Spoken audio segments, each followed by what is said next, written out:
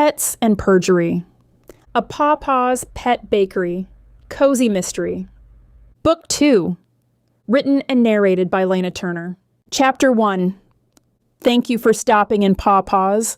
I hope Princess likes her new collar and the blueberry scones, I said to the customer and her Frenchie, whom I had just rung up. I grinned as another customer came in. Pawpaw's Pet Bakery had gotten off to a rough start, but in the months the bakery had been open, things had gotten better and better. My dream business was a reality. My name is Myrtle Moore, but everyone calls me Tillie. Myrtle was my grandmother's name, and while I loved the family connection, I had quickly created a nickname in 5th grade when the mean girl of the class started calling me Myrtle the Turtle. Luckily, my parents had understood, and I got my revenge later that year when the same mean girl finally got caught being mean and was suspended from school for a week. I moved to Sweet Haven, Michigan from Alabama. After my divorce, I didn't care to see my ex-husband of 25 years flaunting his new hussy around town. My kids were in college at University of Michigan, and my favorite aunt had died, leaving me her house in Sweet Haven. It didn't take much for me to decide to move into my aunt's house and take my divorce settlement to open a bakery catering to pets. It had been my dream for years, and as a woman of a certain age, it was an amazing feeling. Seeing my dream come true, Sweet Haven expanded in size during the summer months due to tourists. It was a quiet little town on Lake Michigan, which was a bustling destination from May through September for families who flocked to the beach to enjoy vacation. I opened the bakery in the fall last year and now was entering my first full tourist season. Business had exceeded my expectations thus far, and I couldn't wait to see what summer would bring. I felt a weight leaning against my leg, pushing me out of my thoughts. Looking down, I saw Daisy, my Saint Bernard. "Hey, girl." I reached over and scratched her behind the ears. Daisy promptly slid to the floor and rolled over for a belly rub. I obliged and wondered where Beans, my miniature Vietnamese pet pig, was. He and Daisy usually came to work with me. I liked having them with me, and as I was currently the only employee, I worked every day from open to close, and I would feel so guilty if I left them at home all day. They had beds behind the counter, and I assumed Beans was still sleeping, which was what Daisy had been doing until just a minute ago. Beans had a 6th sense about anyone getting attention but him. And I saw him come around the corner and waddle his way over to me, immediately nosing my hand with his snout as if to say, "Pet me now." "You two are attention mongers," I said, laughing, though I wouldn't trade them for anything. The bell on the front door chimed, and I looked up to see my friend Hilary walk in. She owned the local coffee shop, the Sweet Haven Beanery, and had been my first friend in Sweet Haven. Well, the first of 3 friends, along with Georgina and Chelsea. They had come over to meet me and had quickly enveloped me into their friend group after an unfortunate incident that had brought the police to my door. "Hey, I wasn't expecting you to pop in. What's going on?" I stood up, and immediately Beans and Daisy ran over to Hilary, demanding attention, as if they hadn't already got it from me. Hilary didn't respond right away, her priority being the animals, but that was okay in my book. Finally, she looked up at me. "No special reason. Just out running errands and thought I'd stop in and say hi before heading back to the coffee shop. I'm not in a rush since it's our mid-afternoon lull." "I'm glad you did. How is that new girl you hired working out, Lisa? Wasn't that her name?" Hilary nodded. "Yes, it's Lisa, and she's doing great. She's really picked things up fast, and that's important since over the month of May we will see a steady increase in business that will then be crazy starting Memorial Weekend." "I've been thinking about that. I admit working 7 days a week is starting to wear me down. I'm not as young as I used to be," I chuckled. Though I was happy my work schedule had helped me lose a few pounds. Working so much had cut into my mindless eating because I was bored. I definitely wasn't bored these days and only ate what I brought to work. "You should. I think you're crazy, working open to close every day, but I understand why. It's just going to get harder when your traffic picks up.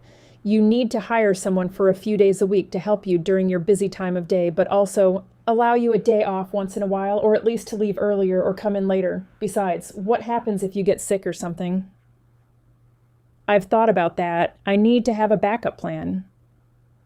"There's a job board at the Methodist church and also one at the gas station." "The gas station?" I questioned. "It makes sense if you think about it. Everyone needs to go there, and even if they don't need a job or have a job to offer, the board gets a lot of eyes on it and word of mouth takes care of the rest. You're right, thanks. I'll check it out. Of course. She leaned over to pet Beans and Daisy again. I better get back. I have some cupcakes I need to frost. Speaking of cupcakes, any word on what's going to happen with the muffin tin?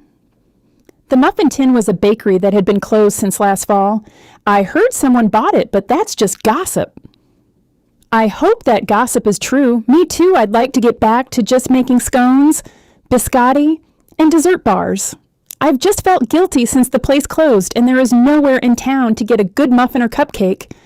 The ones they sell at the grocery store are always dry anyway. I'll talk to you later. Bye, Hilary. Thanks for stopping by. Hilary walked out as a couple of customers walked in, and it stayed that way for the remainder of the day. That had been fairly typical the last few months. Not crazy busy, but slow and steady, which I liked. It was manageable for me on my own, but Hilary was right. I needed to get some help. 6 o'clock finally rolled around, and after ringing up the last customer, I locked the door and took the cash drawer to the back, Daisy and Beans following me. We went into the office, and I sat down, pulling over my calculator so it was within reach, and started my nightly closing routine. Then I went to the computer and Googled job descriptions for part-time bakery help. Although baking the pet treats was my favorite part, it would be helpful to have someone who could do customer service and bake in a pinch. I found a couple of examples that gave me a good starting point to go from, as I hadn't ever written a job description before. And after about an hour, I had what I felt was a good one. I added my contact information to the bottom and then printed off a few copies. The church would be closed right now, but I could swing by the gas station on my way home. Are you guys ready to go home? I said to Daisy and Beans. I knew I was. My stomach was starting to growl, and I was sure they were ready for dinner too. It was past our normal dinner time, but I wanted to get the job posted before I chickened out and changed my mind. A few more minutes wouldn't kill us. We walked out through the back to where my car was parked, getting Beans' ramp from the back of my Jeep. I set it up, and he climbed in the back seat where I buckled him in. After putting the ramp back, I opened the passenger door for Daisy, and she jumped in. Both of them were buckled in for safety. I jumped in and did the same. I pulled out of the parking lot and was turning right on Main Street to head home when my phone rang. I rummaged around in my purse until my fingers landed on my phone and pulled it out to see it was Hilary. Hi, Hilary, what's up? Oh, Tillie, come quick, she said, and I could hear panic in her voice. I heard sirens getting closer and wasn't sure if that was through the phone or not. Though the coffee shop was next door to my bakery on the opposite side of the muffin tin. What's wrong, Hilary? Where are you? I'm still at the coffee shop, please. Just come, she hung up before I could ask any more questions. I felt a sinking feeling in the pit of my stomach. Sorry, guys. We're going to have to wait a little longer for dinner. I pulled a U-turn after making sure no cars were coming to head to Sweet Haven Beanery. I turned right down the alley to get to the back entrance of the coffee shop and could already hear police sirens flashing in her parking lot. I hoped Hilary was okay. Chapter 2. I parked in the far end so as not to annoy the police and cracked the windows for Beans and Daisy. The temperature was fine for them to stay in the car a few minutes, and I didn't want to get them out until I could find out what was going on. I could see Hilary talking to Sheriff Donovan, who was looking as handsome as ever. He didn't wear a uniform like most sheriffs. At least I assumed most wore a uniform. Instead, the times I had seen him, he was more casual, in jeans and a polo shirt, though the other policemen had uniforms on. As I got closer, I could also see a little to the right of where Hilary and the sheriff were standing. There was a body lying on the ground. My heart dropped. I wondered how long it had been there. There was a big dumpster that blocked my view of the parking lot behind the coffee shop. I shuddered as I thought of what might have happened over there as I was leaving. Are you okay, Hilary? What happened? I said when I reached them. Hilary was as pale as a ghost, and her hands were shaking. Sheriff Donovan just glanced at me, expressionless, based on the few interactions I had with him in the past. This seemed to be his normal expression, stoic and completely unreadable. Oh, Tillie, she cried out. I appreciate you're here for your friend, but I need to ask you to leave. I'm not done talking to Ms. Rhodes, Sheriff Donovan said, giving me a pointed look. Please, can she stay? Hilary pleaded. I couldn't tell if that annoyed him or not, but after a few seconds, he nodded. Fine. But I must ask you not to say anything until all my questions are answered. You can be silent moral support. I nodded in agreement and grabbed Hilary's hand, giving it a squeeze, while the sheriff was questioning Hilary. I glanced furtively at the body lying prone on the ground. I could tell it was a man, but I didn't recognize him. Not that it was surprising. I didn't know many people in town unless they came into my bakery. I didn't get out much. By the way he wasn't moving, the lack of urgency by the EMTs, and the knife I could see sticking out of his chest, I had a feeling he wasn't going to recover. Do you know who this man is? I know his name is Walden Stout from him paying with a credit card, but I didn't know him on a personal level. Can you walk me through what you were doing when you found him? Sheriff Donovan asked. I was bringing out the trash from the day to throw it in the dumpster. When I walked out of the back door, I saw him. I called out, and when he didn't answer, I called the police. You didn't hear anything out here before that? No, but I was in the front, so I wouldn't have, even if things were loud. What about you, Ms. Moore? Did you see or hear anything out of the ordinary when you were closing up tonight? No, I didn't. The dumpster blocks my view of her parking area back here, and I didn't hear anything. The parking lots behind the storefronts were small and for employees and residents of the apartments only. Customers parked on the street, or a lot a couple of blocks down, and walked to the businesses in town. Not many people would use the back alleys. The sheriff nodded and closed his notebook. That will be all for now, Ms. Rhodes. You're free to go. Let's go in and I'll make you some coffee, I said, starting to shepherd her to the back entrance. I'm afraid you'll have to get coffee somewhere else, the sheriff said. Why, this happened outside the coffee shop. We can't have people coming in and out until we've collected all the evidence. That's when I knew this must be an official crime scene. A sense of déjà vu slid over me, and I felt for Hilary. I'd been in her shoes, and it wasn't fun. Was he murdered? I asked, nodding at the body. It looks that way, the sheriff said in his clipped voice. Do you know why? Now, Ms. Moore, you know I can't talk about an ongoing investigation. Now, why don't you take Ms. Rhodes and get her out of here? Ms. Rhodes, can I get your keys to lock up? What was I thinking, of course? My first priority should be Hilary. Sure, Hilary said, and dug her keys out of her pocket. Come on, Hilary, let's get you home. I started to lead her to my Jeep, and she shook her head. I can drive. It's fine. I know you can, I said soothingly. But why don't you relax and let me take you home? I can get you tomorrow and bring you back to your car. Okay, she said softly. She seemed a little out of it, like she was in shock, so I didn't want to ask her more questions right now, though my curiosity was running rampant. Would you like to come to my house and stay the night? I have whatever you might need. I think I'd like that. We got to the Jeep, and I quickly moved Daisy to the back and took the blanket off the passenger seat that kept Daisy's hair from getting all over the place. Well, at least somewhat. Stuffing the blanket in the very back, we got in and headed the 15 minutes or so to my house. Outside of town, Hilary was quiet, and we drove in silence. When we reached my house, we pulled into the garage, got the animals out, and headed inside. Can I get you something to drink? Water, iced tea, something stronger? While waiting for her to answer, I scooped out food for Daisy and Beans, knowing that would keep them occupied for a while. Water is fine, Hilary said, taking a seat at the dining table. I got us both a bottle of water from the refrigerator and grabbed some cheese and pepperoni I had in there. Setting it all on the table, I went back to the pantry and grabbed a box of crackers. I doubted Hilary had an appetite, and mine had left as soon as I saw that dead body, but I knew both of us should eat a little something. I sat down. Hilary was nibbling on a piece of cheese and looked a little less pale. I'm so sorry this happened to you, Hilary. It was so awful. Now I feel guilty that I didn't realize what you were going through when Pete was killed. I'm so sorry. Don't be sorry. That's far in the past. This isn't about me.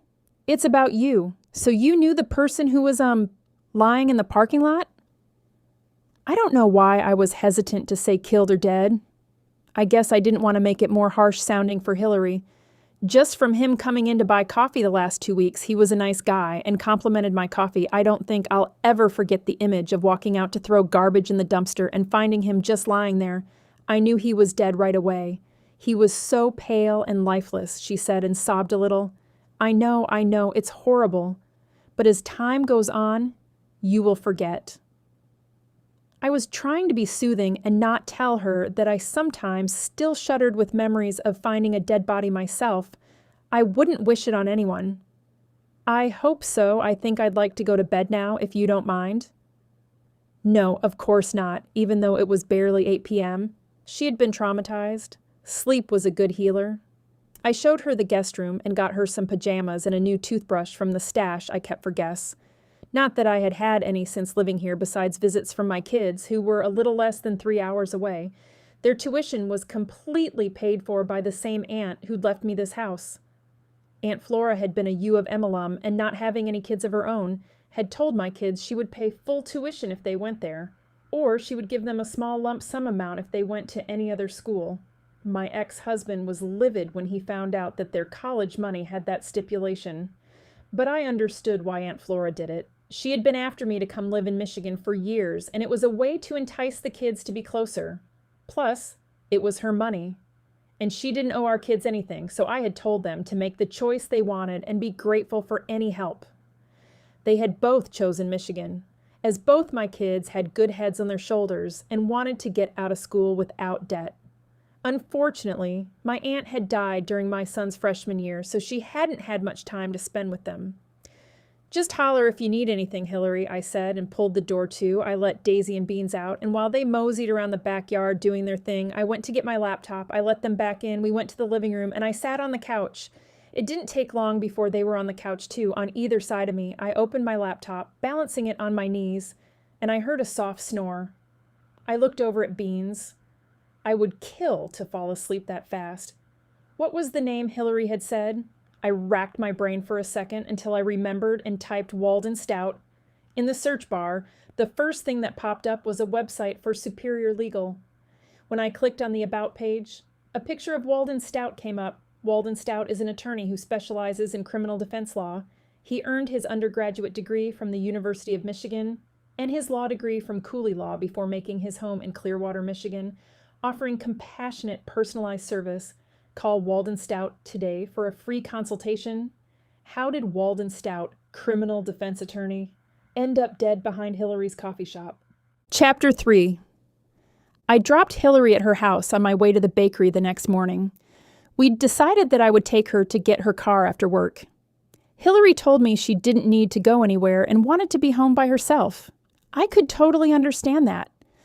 I was worried about her, though, and had called Georgina and Chelsea, who should be stopping by any minute. This was another reason I needed part-time help. I was chained to the bakery. Luckily, mid-morning and early afternoon were pretty slow. I had asked them both to stop by around 11, which was a few minutes from now and would be before the lunch rush, so I'd be able to talk. I started restocking the colorful pet collar wall when the two of them walked in. "How's she doing?" Georgina asked. "I went to bed early last night and couldn't believe it when you called and told me what happened." "She's pretty shaken up. The back lot of the coffee shop is a crime scene right now, and the sheriff said he didn't want her opening today to cut down on people in and out. I hate to think of her sitting home alone all day today, but it's what she wanted." "We should all go visit her after work," Georgina said, and Chelsea, who was petting Beans, and Daisy, nodded in agreement. "I was thinking the same thing," I said.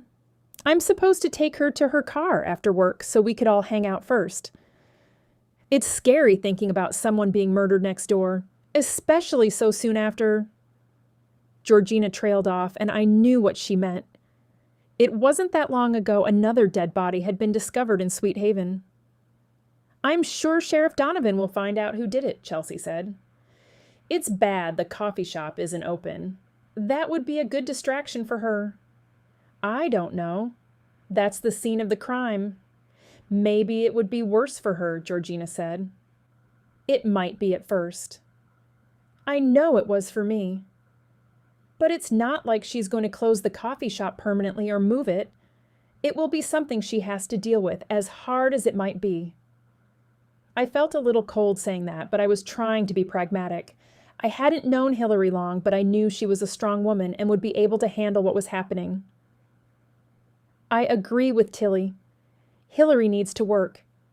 The sooner the coffee shop can open, the better, Chelsea said. Do either of you know Walden Stout? I asked. The name doesn't ring a bell, except I saw in the paper this morning he was the one murdered behind the coffee shop, Georgina said. It wasn't the usual day that the town's weekly paper came out, but I wasn't surprised there was a special edition.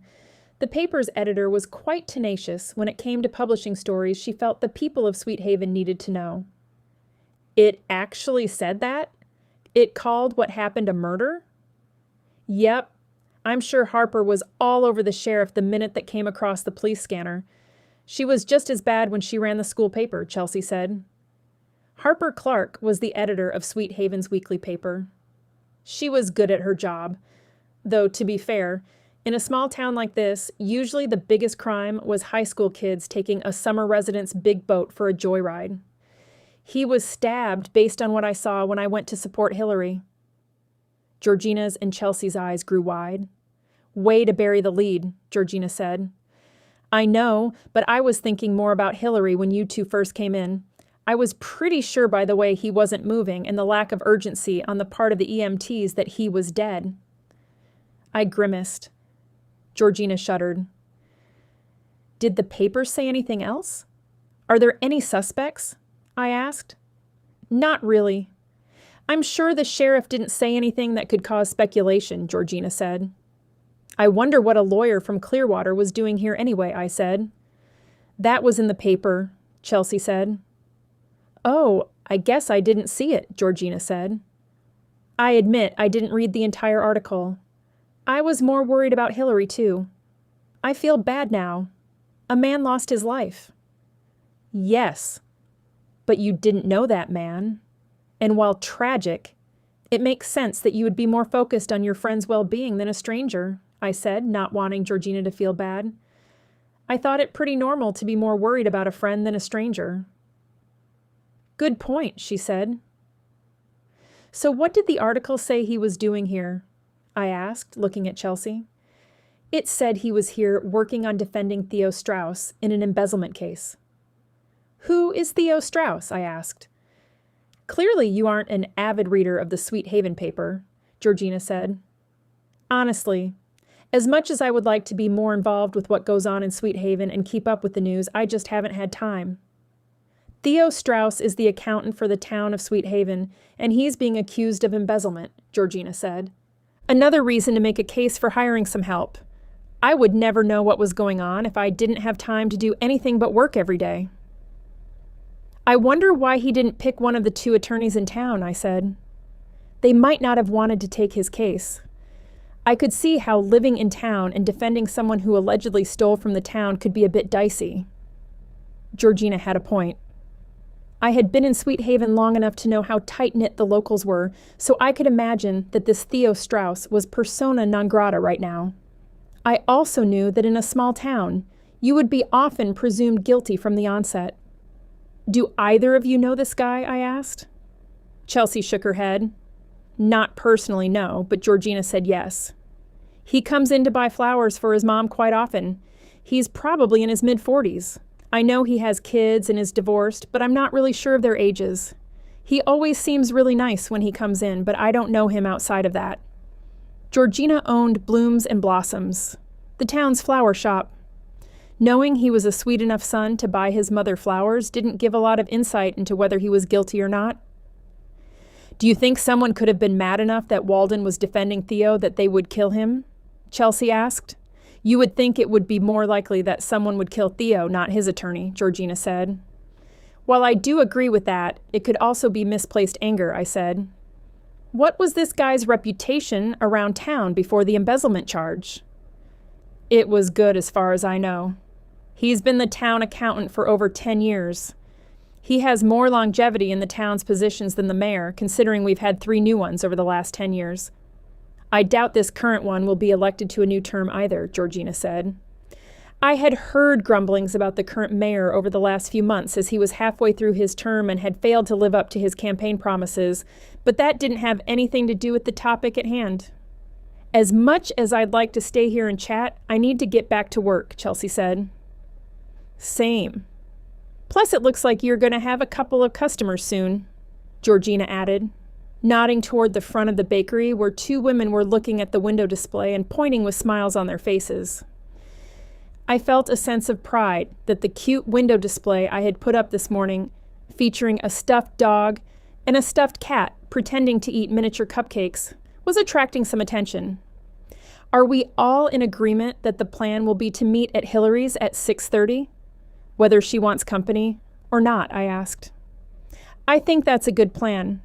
I'll stop by the pizza place and pick up the ham, pineapple, and green pepper pizza she likes so much, along with a couple of orders of cheesy breadsticks. That should cheer her up if nothing else, Georgina said. That's a great idea, Georgina. I'll swing by the grocery store and pick up some sweets, I said. Why don't you let me do that, Tillie? I get out of work before you do, and that way you won't have to rush, Chelsea said. Okay, desserts are on you. The two women who had been looking at my window display walked in, and Georgina and Chelsea left. I didn't have much time to think about who might have wanted Walden Stout dead, as the rest of the afternoon brought a steady stream of customers. I was so tired by the time 6 rolled around that I told myself I absolutely had to get those flyers posted to find part-time help tomorrow. But tonight was about Hilary. Chapter 4. I unlocked the back door to the bakery the next morning and couldn't wait to make some coffee. Last night had been a late night spent at Hilary's, but it was totally worth it. I knew when Georgina, Chelsea, and I had left, Hilary felt a lot better. I started the coffee brewing, and Beans and Daisy went into my office. I could see them lying down and knew they'd be back to sleep soon. I couldn't help but chuckle at their behavior. Clearly, we were all creatures of habit. Every morning we would come in, I would make coffee, and then go into the office to review the specials for the day before baking. So they both hung out in my office sleeping until it was time to open at 10 a.m., and they'd shift to the front of the bakery to sleep. Pouring some Snickers creamer, which I had recently become addicted to, into my coffee cup and then adding my coffee, I walked into the office and sat in my chair. Looking at my monthly list of specials, I saw that today was mini peanut butter and chocolate treats that were to mimic a Reese's peanut butter cup. I was pretty sure that I had made the peanut butter cups last Sunday and put them in the refrigerator. On Sunday, my business hours were only 12 to 4 instead of 10 to 6. I still came in at my normal time of 8 a.m. and used the time to get ahead for the week in baking so that I didn't have to come in even earlier on weekdays. If I was right, then I was going to use some extra time this morning to go to the police station and talk to the sheriff instead of baking. At Hilary's last night, we had all asked how we could help. She was understandably anxious to get back into the coffee shop and for things to be normal, so I had told her that I would talk to the sheriff and see if he had a timeline for when she could get back in. While I was willing to help out Hilary in any way, I did have a bit of an ulterior motive.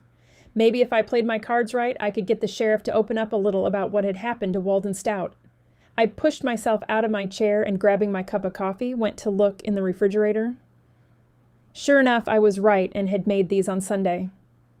Setting the bag of treats on the counter, I set my coffee down and went into the pantry to get the carob chips, which I used for the chocolate coating as it wasn't harmful to animals. Measuring out the chips into a saucepan and setting the burner on low, I sipped on my coffee and stirred the melting carob. It didn't take long to melt, and I was soon dipping the treats into the carob and setting them out on a sheet of parchment paper to cool and harden. It didn't take long to get them all done, and I was soon heading to the police station, hoping that the sheriff was in and in a good mood. A few minutes later, I walked through the door of the station and up to the front desk, where a middle-aged woman was sitting. She wasn't the same person I had seen at the front desk before, and it made me wonder if she was new. "Hi," I said with a cheerful smile, hoping to win her over since she was the gatekeeper. "Can I help you?" she said dryly. "I hope so. Is the sheriff in?" "I'd like to speak with him, please." "Can I ask what this is regarding?" she said, no emotion in her voice. Which was a little off-putting, but I guessed in this line of work, it might come in handy. About the murder at Sweet Haven Beanery. That didn't even get her to lift an eyebrow, nor did she respond to me, but she did pick up a phone and punch in a few numbers, I assumed, to call back to the sheriff's office. "What's your name?" "Tillie Moore." She repeated my name into the phone and then a few seconds later said, "Okay," and hung up. Looking at me, she said, "Take a seat and he'll be right up." I did as she told me, thinking this was good. He was willing to see me. I didn't have to wait long until Sheriff Donovan came out of the back and crooked his finger at me to follow him. "Judy said you had some news about what happened at Sweet Haven Beanery?" he said once we were seated in his office. I squirmed a little, since that wasn't exactly true, though it also was not what I had said to Judy either. "Not exactly," I said, and looked down, feeling his gaze on me. When I looked back up into his piercing blue eyes, I couldn't help but notice, not for the first time, he was a very attractive man. He was my age, and very fit. Not something I could say about myself, but I supposed being sheriff made fitness a priority. "Then exactly why are you here?" the sheriff said. He leaned back in his chair, and I couldn't help but notice the fabric of his polo stretched across his biceps. "Focus, Tillie. You came here for information, not to ogle the sheriff," I said to myself. As you can imagine, Hilary is quite upset about what happened, so I told her I'd stop in and see when she might be able to get back into the coffee shop. I think getting back to her normal routine would be helpful, not to mention she loses money with it closed. I was actually going to call her this afternoon. We will be finished processing the scene this morning. I am heading over there in a few minutes to finish up. "Wonderful. She'll be thrilled to hear it," I said, tilting my head to look at him. "Is there something else on your mind, Ms. Moore?" "Please call me Tillie. May I call you by your first name?" "Is there something else on your mind?" he repeated. I saw his right eye twitch a little, making me wonder if that was his tell, and I had finally annoyed him enough that his stoic demeanor had a crack in it. "Since you asked, I do have a question." I swear he almost cracked a smile, which gave me the confidence to continue talking. "Do you think someone killed Walden Stout because he was defending Theo Strauss?" "Haven't we had this conversation before, Tillie?" he said with an emphasis on my name. "I'm not trying to stick my nose where it doesn't belong. I just want to make sure my friend Hilary isn't a suspect." Not exactly true, and I had no reason to think the sheriff thought Hilary was a suspect, but it would be smart to confirm. "No, your friend Hilary is not a suspect. Even though we don't have the reports back from the medical examiner, Hilary was seen with people until way after the approximate time of death of Mr. Stout." "That's a relief. Do you have any suspects?" "Did you know Walden Stout?" "No, never heard of him until this happened." "Are you sure?" he said without answering my question, which was the norm for Sheriff Donovan in my experience with him. He wasn't a fan of answering questions. "Never heard the name before this all happened. Why?" "We found a slip of paper in his pocket with your name on it." My head reared back in surprise. Why would he have my name in his pocket? "I don't know. I was hoping you could clear that up for me." "I have no idea. You're not saying I'm a suspect, are you?" "Should you be? Your business is next door. Did you have any interactions with Walden Stout?" "No," I said vehemently. "Surely you have people to investigate connected to this guy with more than a name on a slip of paper to tie them to the victim." "I do. However, before you ask, I'm not going to share that with you, and I shouldn't have to tell you that. Now, if you'll excuse me, the sooner I can get to the Sweet Haven Beanery, the sooner your friend Hilary can get back in." "Can I tell her she can plan to open tomorrow as usual?" "Yes." He nodded. "If something changes, I will call her." I stood up and paused, feeling like I should say something, but not sure what except for bye. "Have a good day. Hope it's crime-free," I said, and cringed at my lame joke. He nodded, dismissing me, and I headed back to the bakery. Daisy and Beans acted like I'd been gone for weeks, not just an hour, which I had to admit always made me feel good. I went to check on the peanut butter chocolate cups, and the carob was hardened, so I used the spatula to transfer them into a container to take up to the front so I could put them in my display case. Daisy and Beans followed me to the front and promptly lay down on their beds behind the counter. Ah, the life. Going from one nap to another. Unlocking the door and switching my sign from closed to open, I went back to the counter and grabbed my cell phone. I wanted to send a quick text to Hilary so she knew she could open back up tomorrow. Getting a thumbs up from her, I tried to put what happened to Walden Stout out of my mind and instead focus on business. It wasn't going to be easy since I wondered why on earth he had my name. Chapter 5. Today had been busy. Busier than the last few days, which made sense because it was Friday and the start of a weekend. Even though it wasn't officially summer vacation season, it was nice enough that people were coming to town for long weekends. I had taken my help wanted sign to the church on my way to work and had just left the gas station. Even though the thought of hiring someone still made me a little nervous, I was feeling more confident about my decision due to how busy today had been. There was no way I would be able to manage the place by myself for much longer, and I had finally realized it was unrealistic to think I could be my only employee forever. I had been paranoid from the onset of this idea that the bakery would be a total flop. But that wasn't the case at all. I needed to have more faith in myself. Now I was headed to the coffee shop. I had checked in on Hilary a couple of times today, but she was open until 8 p.m., so I thought I would swing by, get a latte, and hang out for a bit. It occurred to me that closing for the first time since finding a dead body on the way to empty the trash could be difficult for her. Luckily, her place was animal-friendly, and Daisy and Beans loved hanging out there because they always got treats from someone. Since moving to Sweet Haven, the two of them had become quite popular around town. Considering neither one of them ever turned down attention, I was sure they felt moving here was the best thing I'd ever done. I got Beans and Daisy out of my Jeep, snapping leashes on the harnesses they wore. They were both extremely well behaved, but I always wanted to be respectful of others who might not feel comfortable around a big dog or a pet pig. Hilary saw us walk in and waved, hooking her thumb over her shoulder. As I looked toward the back, I could see Georgina sitting there. The flower shop also closed at 6, so I was sure Georgina had the same idea I had.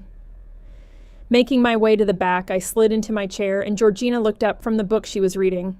Of course, Daisy and Beans had to start bothering her for attention. "I should have told you I was coming here," Georgina said. "I just thought she might not want to be alone on her first night closing," I said. Georgina started to say something when Hilary walked up. "What can I get you, Tillie?"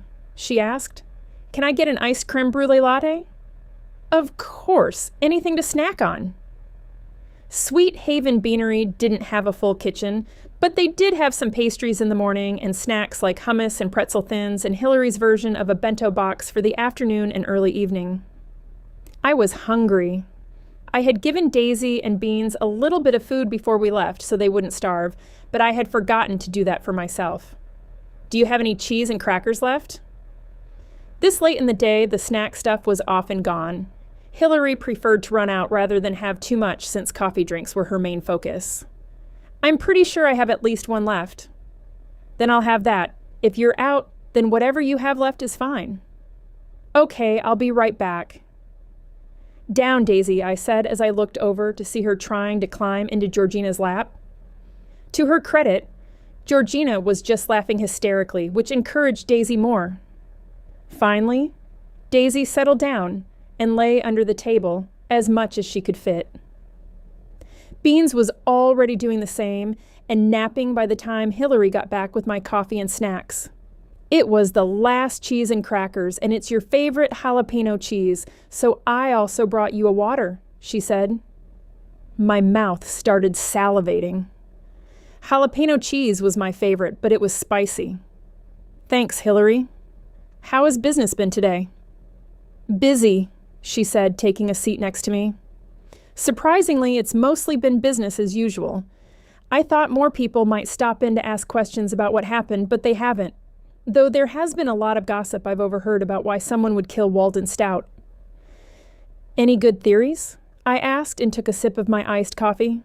Not really, just ones that seem ridiculous. Like what? Georgina asked. Let me see, Hilary said, tapping her chin. I think my favorite was that the mayor is really the one embezzling, and he killed Walden, so Theo would have to find a new lawyer and the mayor would have more time to cover his tracks. That seems pretty convoluted, not to mention that Theo would get a new lawyer and the truth would come out, I said. I told you they were out there in feasibility. I also heard Theo killed him because he wasn't doing a good job. So either he was killed for being good or being bad, I said. Yep. Makes no sense. Hilary shook her head. I'll come back over in a minute. I want to get a load of dishes started, and then it will probably be slow enough the rest of the night I can sit and hang out. Unless you two need to get going? Georgina and I both shook our heads. We were planning on staying with you to close up, I said. I saw tears spring to Hilary's eyes. That's so sweet, you don't have to. I'll be fine. We know we don't have to, Hilary, Georgina said.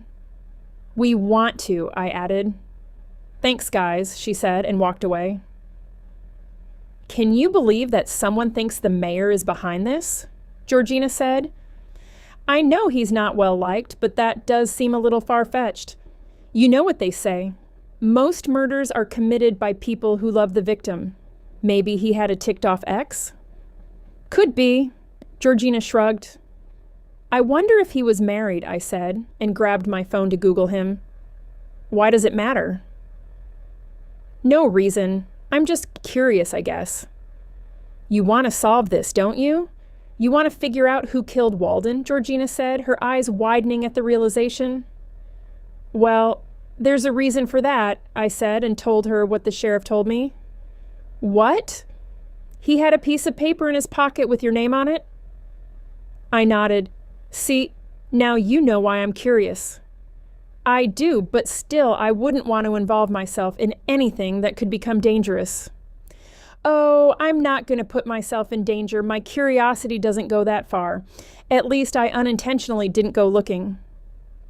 Maybe you want a reason to talk to the sheriff, she said slyly. I had not kept it a secret that I found the sheriff attractive, as did most of the female population of Sweet Haven of a certain age. My friends liked to tease me about it. No, I hadn't even seen him in months until the night Walden was murdered. And then you volunteered to ask him when Hilary could open the coffee shop again. Georgina smiled a knowing smile, and I decided I wasn't going to win this battle, so I might as well change topics.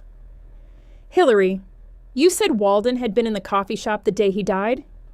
Did you notice him talking to anyone in particular? I said when she came back to sit with us. Hilary sat there for a minute, thinking. He and Theo had a meeting, or at least I assume it was a meeting. They met here over coffee for about an hour. Were they arguing or anything? No, and when Theo left, Walden stayed for a while, working on his laptop. And no one else talked to him? He said hi to people, but I don't recall any other long conversation. When did he leave? I don't know. Sometime in the afternoon. Hours before I found him dead. I couldn't help but think there had to be someone who had seen Walden with his killer. It was just figuring out who that might be. Maybe it was just a random mugging gone bad, although those didn't happen in Sweet Haven. Instead, I felt it was more than likely someone who didn't like him. But why? What did he do? Later that evening, after the coffee shop closed and I made it home, Beans, Daisy, and I were on the couch. I had a bowl of popcorn and my laptop. Georgina was right that most murders were committed by people who loved the victim, and I wanted to do a Google search on Walden to see if I could find out if he was married or in a serious relationship.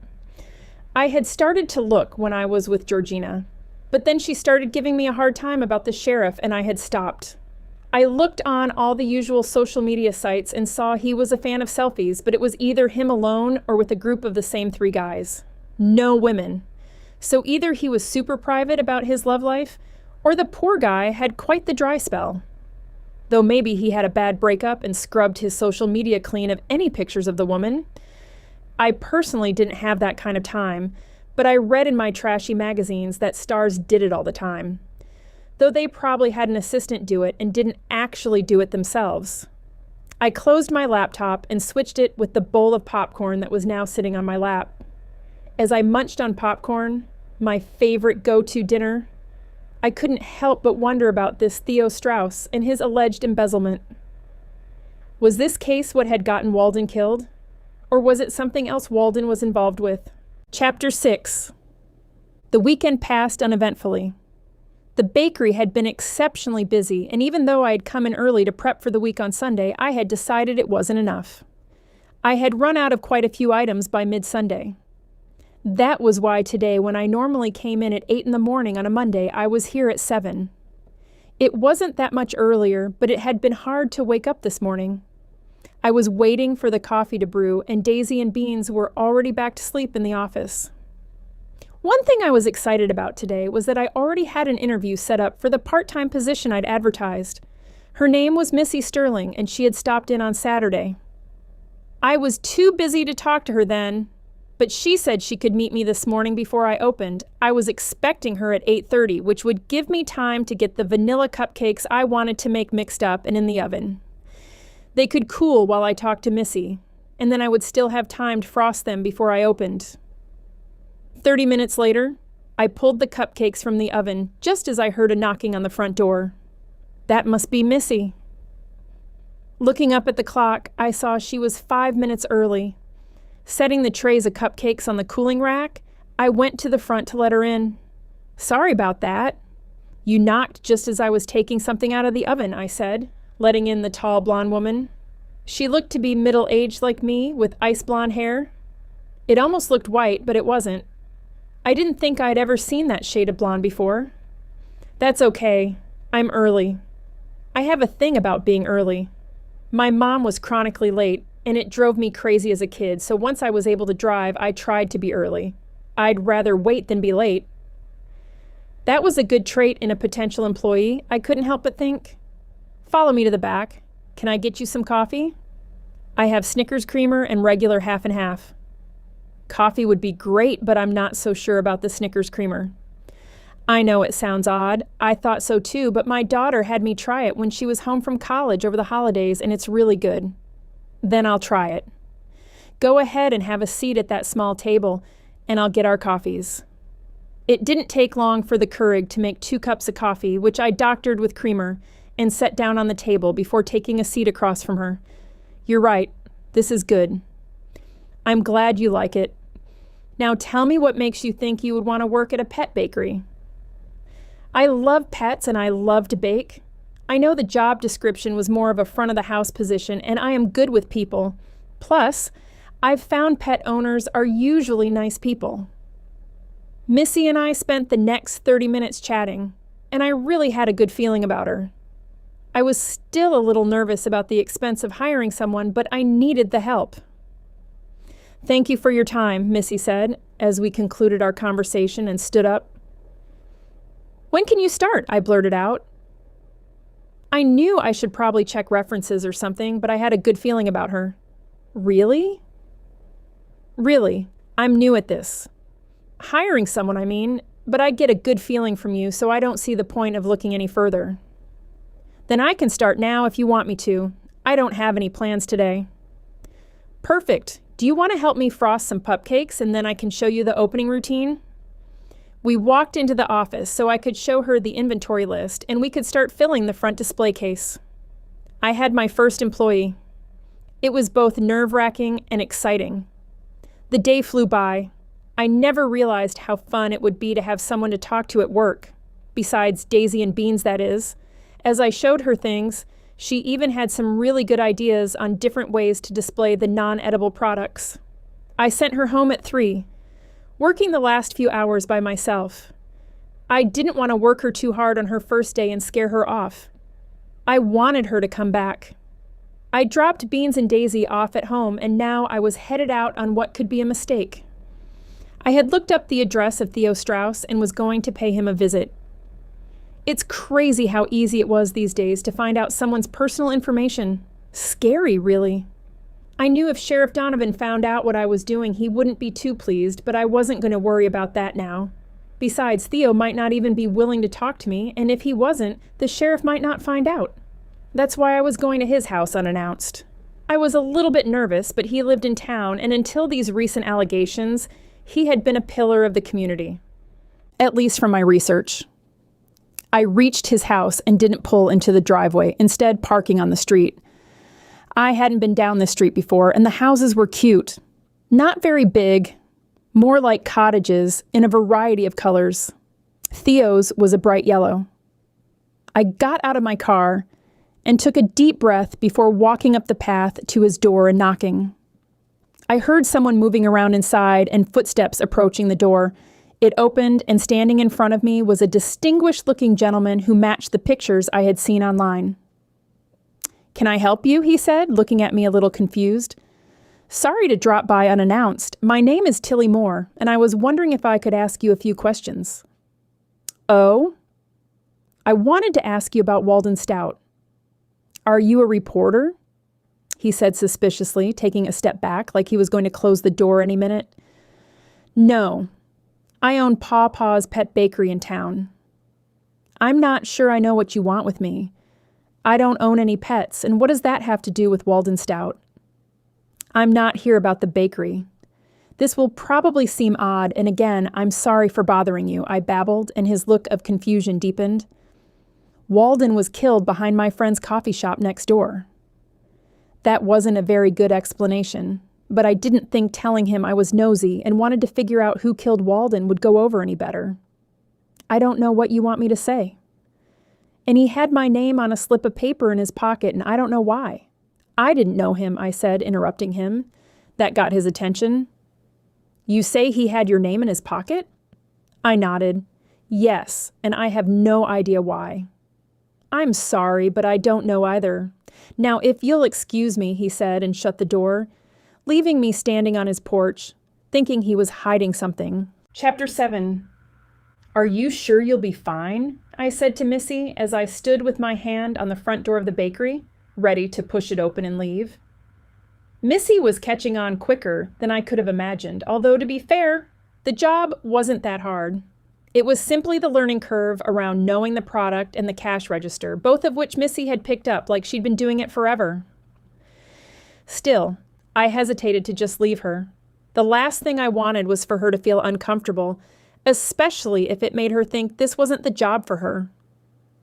I had already grown to really like her in the short time we had worked together. "It's fine. I'm not worried at all. I realize I still have tons more to learn, but if someone asks me a question I can't answer, I can just send you a quick text." True, I guess that's one of the many good things about modern technology. People are never that far away. "Now go. Leave this place for lunch for once." I couldn't help but smile. The thought of getting out of here and popping over to Hilary's, even if just for a short time, almost made me giddy with happiness. It seemed pretty pathetic now that I thought about it. I had been cooped up in the bakery all day for so long that I hadn't realized how much it was wearing on me. Until Missy started, the thought of being able to pop out, even just to run errands, seemed impossible. Now it was actually feasible, making me realize that trying to do everything without help was a bit crazy. Well, I'm just heading next door to the Sweet Haven Beanery to see my friend. I'll have to introduce you to her, and I'll bring back a latte. That would be great if it's not too much trouble. Sure thing. Do you mind keeping an eye on Daisy and Beans? I'll be back in half an hour or so. Take your time, she said. I pushed the door to leave. I felt a little nervous, though it wasn't because I lacked confidence in Missy. It was just like dropping off your baby at the sitter's for the first time. I knew Missy could handle it. I walked out of the bakery and saw lights on in the muffin tin before I turned and walked down to the coffee shop. There had been rumors that someone had bought the muffin tin, and seeing the lights made me think those rumors must be true. Hilary would probably know, since she was well connected in the business community of Sweet Haven. "Tillie, I'm not used to seeing you here in the middle of the day." "Who's watching the bakery?" Hilary asked, walking up to me and giving me a hug. "My new employee. She started officially yesterday and caught on so quickly that I decided I would try to leave for a quick lunch break. That's amazing. You're going to feel so much more energized being able to get out from the place and take a break every once in a while. I bet you will come up with some great new recipes soon. That would be nice. If I don't keep coming up with new recipes, it will be hard to keep repeat business coming back. I doubt you're going to have a problem with that. But anyway, what can I get you? Hilary said, walking behind the counter. Can I get one of your hummus platters? And I need an iced cream brulee latte for myself. I want to take a latte back for Missy, but if you don't mind, don't make it until I'm getting ready to head back so it doesn't get watery. Hilary rung up the order, got the hummus platter out of the refrigerator, and made my latte. I took it over to the table and Hilary followed me. Do you mind if I have a seat? It's not too busy in here, so I can chat with you until another customer comes in. I'd like that. I have a couple of things I wanted to tell you anyway. I took the wrapping off the hummus platter, grabbed a pita chip, dipped it into the hummus, and took a bite. This is so good. You really need to show me how to make this. It's super easy. So what was it you wanted to tell me? I know you said Walden didn't really talk to anyone but Theo the day he was killed. But what about before that? You said he had been in a lot lately. Hilary sat there for a second, and I could tell by the way she was biting her lip that she was thinking. Honestly, he was pretty friendly.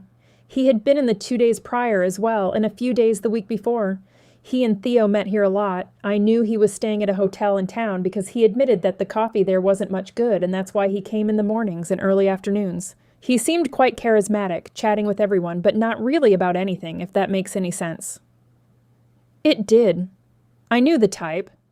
The kind of people who schmooze with anyone, but if you thought about it, they didn't really have much to say of any substance.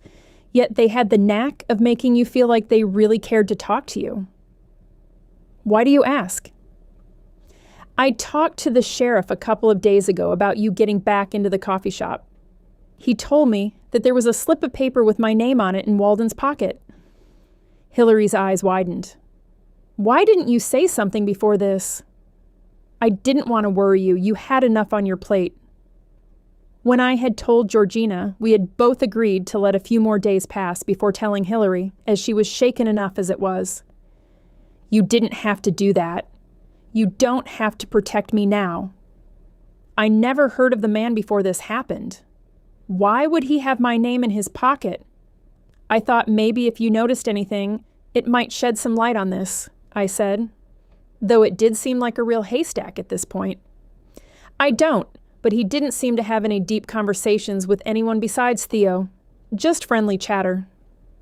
I went and talked to Theo Strauss, and he seemed a bit surprised when I told him that Walden had my name in his pocket, but then he shut the door in my face. You went to talk to Theo?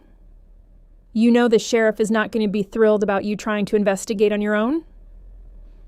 What he doesn't know won't hurt him, and I'm not necessarily trying to investigate anything except why he had my name on him. Well, Walden's an attorney. Could he have gotten your name in connection with a legal matter? Not that I know of. As far as I know, I haven't broken any laws or ticked anyone off.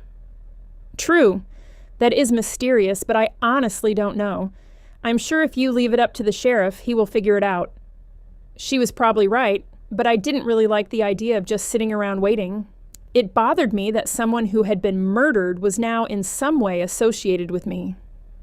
Changing the subject, I said, I saw the lights on at the muffin tin, and then looked down at my food, trying to be strategic, so I didn't end up with either too much hummus or too many pita chips by the end.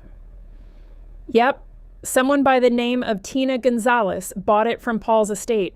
I haven't talked to her yet. Let me tell Lisa I'll be back in a minute and we can run over there. That sounds good. Okay. Finish eating and we can go talk to her for a second, then I can get the latte for Missy and you can head back to the bakery. We stood up and I threw my trash away. Hilary and I went out her front door past my bakery over to the next door, pushing on it. It was locked. I knocked on the door and peered inside. It doesn't look like the lights are still on. Maybe she's gone. Darn it. I'll have to keep a better lookout and catch her when she comes back. While I heard it had been sold, I don't know if she's planning on the same kind of business or not. I certainly hope so I can stop making cupcakes. It would make sense to do the same thing since the bakery's all set up. I guess we'll find out soon enough. Now let me get you that latte, she said as we walked back to the Sweet Haven Beanery. A few minutes later, I was headed back to the bakery with Missy's iced coffee. Even though the last thing I needed was another latte, I hadn't been able to resist when Hilary asked if I wanted another one. It would definitely make the rest of the day go by fast. One of these days, I needed to cut down on caffeine. But today was not that day. And who knew? Maybe the extra caffeine boost would help me figure out why Walden Stout had my name in his pocket and who murdered him. Chapter 8. The rest of the day hummed along just fine, and Missy did great the 30 minutes I was gone. I let her leave shortly before closing because I didn't want to overwork her. I needed to teach her how to close at some point. But she worked so hard the last couple of days, plus she said she had an errand to run, and we had plenty of time. Just knowing I could leave for a little bit, like I had earlier today, made me feel good. There wasn't too much traffic into the store right before closing, though on the weekend that wasn't the case. Now that I had help, I was thinking I would probably need to extend my hours through the peak summer season on weekends. People would be out during the day at the beach or on the water and leave shopping until later. I was restocking the small area where we had toys displayed, people who came in for my baked goods, bought accessories and toys more often than I had expected. There wasn't much of a markup on that stuff, not like on the baked goods, but I felt having a variety of things to offer made good business sense. I even had someone approach me over the winter about carrying handmade dog sweaters. She brought in a few samples, which I displayed, and they sold out within the week. It had almost been spring by then, so we made an agreement that she would work on building inventory over the summer and I would sell her products on consignment during the colder months. Now, the sweaters selling hadn't surprised me because they were handmade. I should probably think of some other handmade things that could be made for pets. I'd rather carry those things and support small business owners than buy dog collars made in China. I heard the door open and looked over to see the sheriff walk through it. My heart dropped. As the couple of other times he had been in to pay me a visit since, it wasn't always for something good. I knew he didn't have any pets, so there was another reason he was here. "What brings you in, Sheriff?" I said, turning toward him. "I'll give you 3 guesses." That was a switch. He wasn't normally playful. Was he being playful? And if so, why now? "Did you get a dog or cat since we last talked?" "No, I did not." "You need to buy something for a friend who has a dog or a cat." "Not that either." I couldn't believe he was actually making me ask 3 questions. This was not at all what I would have expected. "You came to tell me you found who killed Walden Stout?" "You're a little bit closer with that one." "Are you going to make me keep guessing, or are you going to tell me?" "Actually, it's more about what you can tell me." "I don't follow." "I heard you had a talk yesterday with Theo Strauss." "I did," I said, crossing my arms in front of me, even though I knew that could come across as a defensive posture. And let's be honest, I was feeling a little defensive, only because I knew he was probably going to question me. What I didn't understand was why he hadn't just come right out and led with that. This was very atypical of him. Can I ask why? Isn't that obvious? Probably, but why don't you humor me? Fine. I thought he might know why Walden had my name on a slip of paper in his pocket since they were working closely together. And did you find the information you were looking for? No, but didn't he happen to mention that when he ran to you to tattle on me? I could have sworn the sheriff was trying to hold back laughter, and I wasn't sure at what. I liked this softer side of him. Theo didn't tattle on you, at least not in the sense you're probably thinking. He didn't call me up after you left his house to tell me you had been there. I asked him to come down to the station again so I could ask a few more questions, and he asked me if I knew why Walden might have had your name and that you had told him. So he was telling me the truth when he said he had no idea, I said, just as much to myself as asking the sheriff the question. Yeah, I don't think he has any clue. I let out a sigh. I knew it probably wasn't a big deal. There could be any number of explanations. I just wanted one. Do you have any leads? I asked. Tillie, you know I can't share that information. I did know that, but even though I didn't get the information I wanted, the fact that he used my first name sent a little chill through my spine. It annoyed me because the last thing I wanted was to be attracted to the sheriff. I couldn't believe I was even thinking that way. The last thing I wanted was another relationship. I certainly wasn't ready for that. If you find out how he came to have my name in his pocket, will you at least tell me that? If I can. What do you mean, if you can? If I find something out and it won't jeopardize my investigation in any way, then of course I will share. I guess I couldn't really argue with that, even though I wanted answers. I did understand he had a job to do. So is that all you came here for, to lecture me on talking to Theo Strauss? I don't think I actually lectured you. I just simply made a comment. Here he was being playful again, which was so odd. I put my hands on my hips, tilted my head, and looked at him.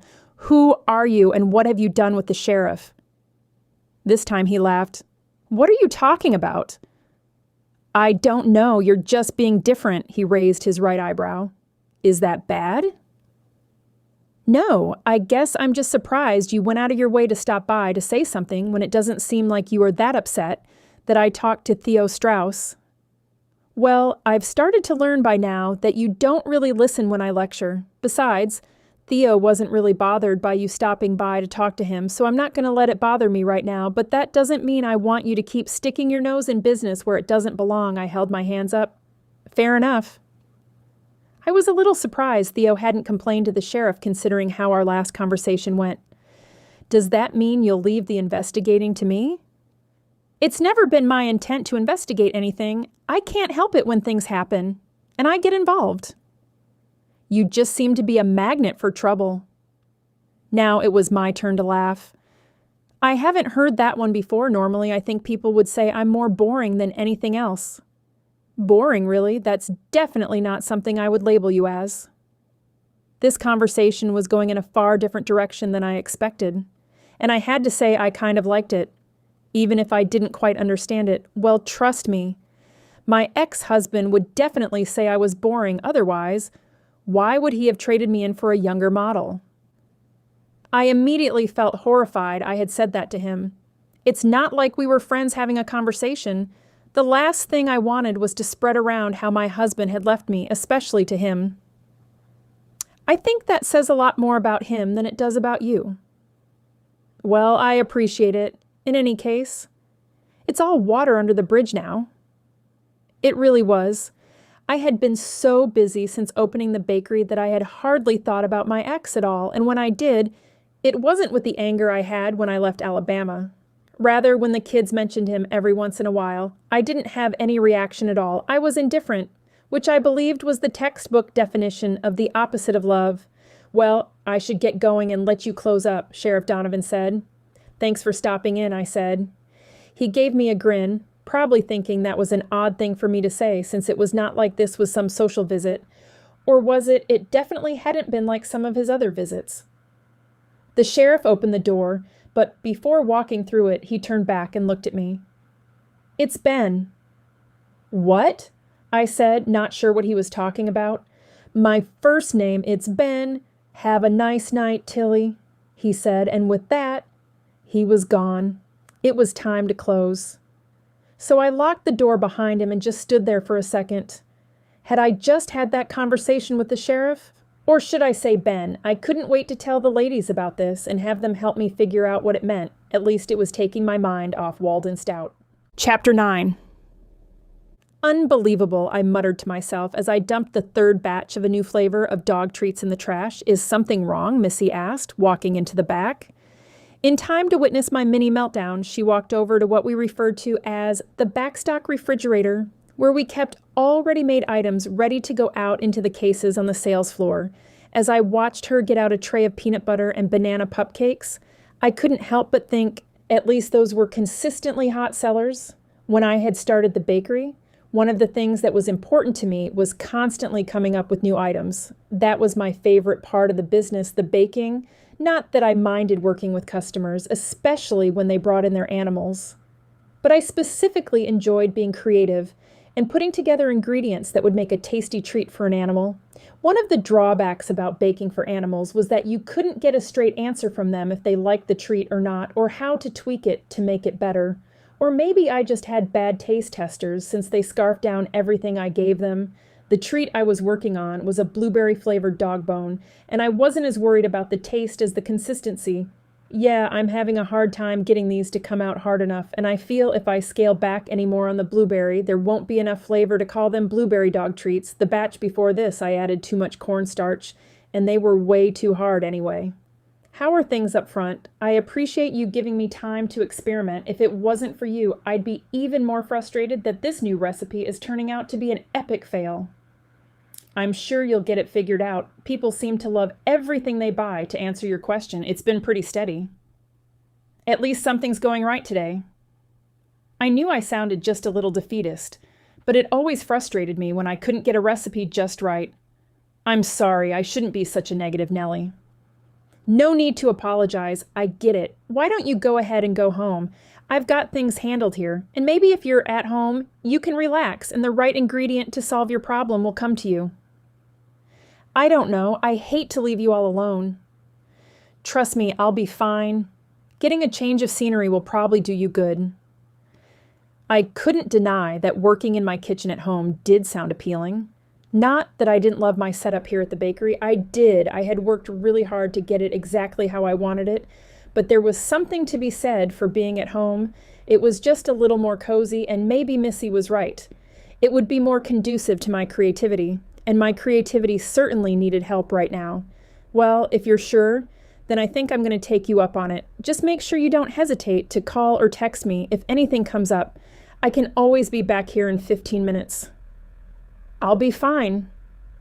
In fact, if you want to leave Beans and Daisy here so you can have some uninterrupted time to think, then feel free. I wouldn't want to do that to you. It's fine.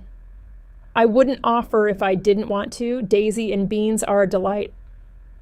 I glanced over to where they were both sprawled out on their dog beds, snoring away. They definitely are when they're sleeping, I joked.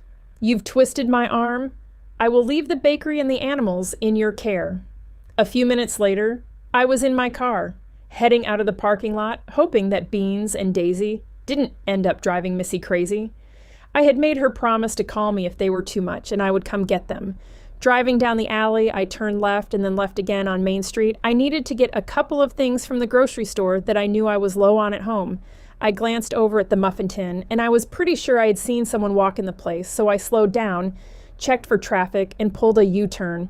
Parking in front of the muffin tin, I had been disappointed when Hilary and I had missed talking to the owner yesterday, and figured since I did have some time on my hands, there was no time like the present to meet this person. I wanted to welcome them to the community. I got out of my Jeep and walked up to the front door, pushing it open and calling out before I stepped all the way in. "Hello, anyone here?" I said, even though I had just seen someone walk in. A few seconds later, a woman came out of the back, and I could see the surprise in her eyes. "I thought I heard someone out here. As you can see, we're not open yet. Can I help you?"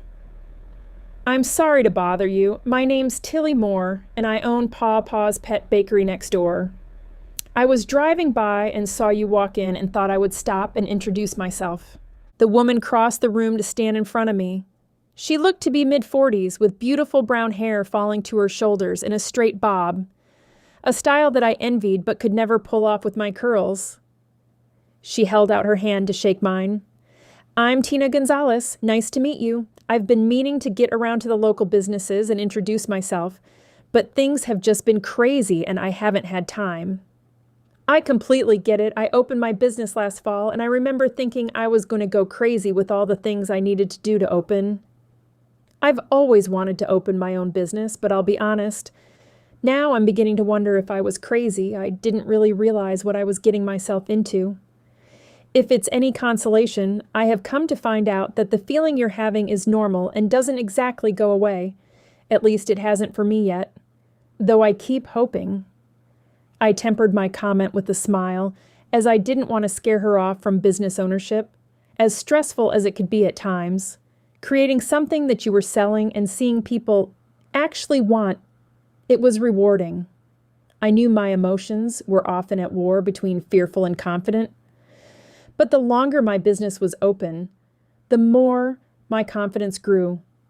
There's a group of us who are all business owners and friends, and I can assure you we're all here to support one another. That's great to hear, and why I've been meaning to get myself out and about to meet people. It's just been all-consuming doing the work to open. When do you want to open? I'm shooting for Memorial Day weekend. I know this town triples in size during the summer, and I want to take advantage of every bit of tourist season I can. In fact, I have to take advantage of that. I sank my entire life savings into this place. I can't afford for it to fail. I can identify with that as well. If it makes you feel any better, people have been complaining since the minute this place closed that it was closed. You will have a ton of business when you reopen. Though I guess I'm assuming it's still going to be a bakery. Maybe that should be my first question. Is it still going to be a bakery? Tina nodded. It is. Though I am thinking about changing the name. What do you think of the Sweet Haven Sweet Shop? Along with baking breads, muffins, and cupcakes, I'd like to make candy. I love it, and we don't have a candy shop here in Sweet Haven. Not for homemade candies. What about Sweet Haven Beanery? Don't they have baked goods? Only since the muffin tin closed, one of my good friends Hilary owns the Sweet Haven Beanery, and she cannot wait until she can stop making cupcakes and muffins. She does biscotti and scones. And when I can talk her into it, a chocolate croissant. But she will be happy to give the cupcakes and muffins back to you. You're so sweet, nothing like Michelle told me. What did Michelle tell you? I asked, even though it wouldn't surprise me that Michelle had nothing nice to say about me, when her ex-husband, or soon-to-be ex, had turned up dead. In the back of my bakery a while back, she had jumped to the conclusion I was the guilty party, even though it became clear I still wasn't her favorite person. I'm sorry, I shouldn't have said anything. That was rude of me. Sometimes I don't think before I speak. Don't worry about it. It's not a surprise at all, but I wouldn't take anything Michelle said about me or anyone else in Sweet Haven to heart. I don't know her that well, but she's always struck me as a bitter woman, hopefully.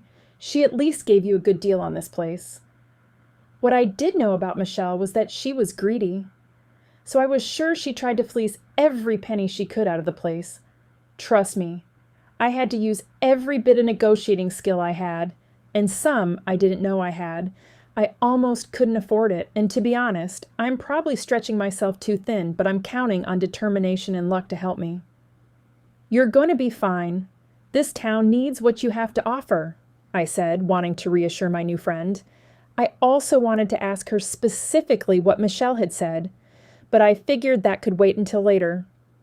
Let's get together for coffee sometime. I can tell you all the things I've learned in my first months in business mostly, all the mistakes I've made. That would be great. Why don't we trade phone numbers, and then I probably should be going. I need to get some supplies and head home to try and figure out what's wrong in this recipe I'm trying to make. I can't get the consistency right. I use arrowroot powder sometimes. It gives your batter a smoother shine, and I like how it looks when it's baked. I've never thought about using that, and while the animals don't care what it looks like, the pet parents do. Thanks for that tip. No problem. Thanks for stopping by. As I walked out, I was happy to get to know another businesswoman. Chapter 10. Taking my morning cup of coffee out onto the small wooden deck off the kitchen made me tingle with happiness. When I picked up Daisy and Beans from Missy at closing time, she offered to open the next day for me. I felt like I was taking advantage of her, but the whole point of hiring someone was to give me some time off. I just needed to get used to it. Heading home to work on that recipe yesterday had paid off. I had finally figured out how to make the blueberry treats the right consistency. So they were firm enough, but still had a strong blueberry taste. Sleeping in and having coffee at home was a luxury I hadn't experienced since the bakery opened, and I was enjoying every minute of it. Beans was lying down in the yard and Daisy chasing a butterfly, living their best life. I carried out a stack of mail with my coffee onto the patio. I usually let it stack up for a few days.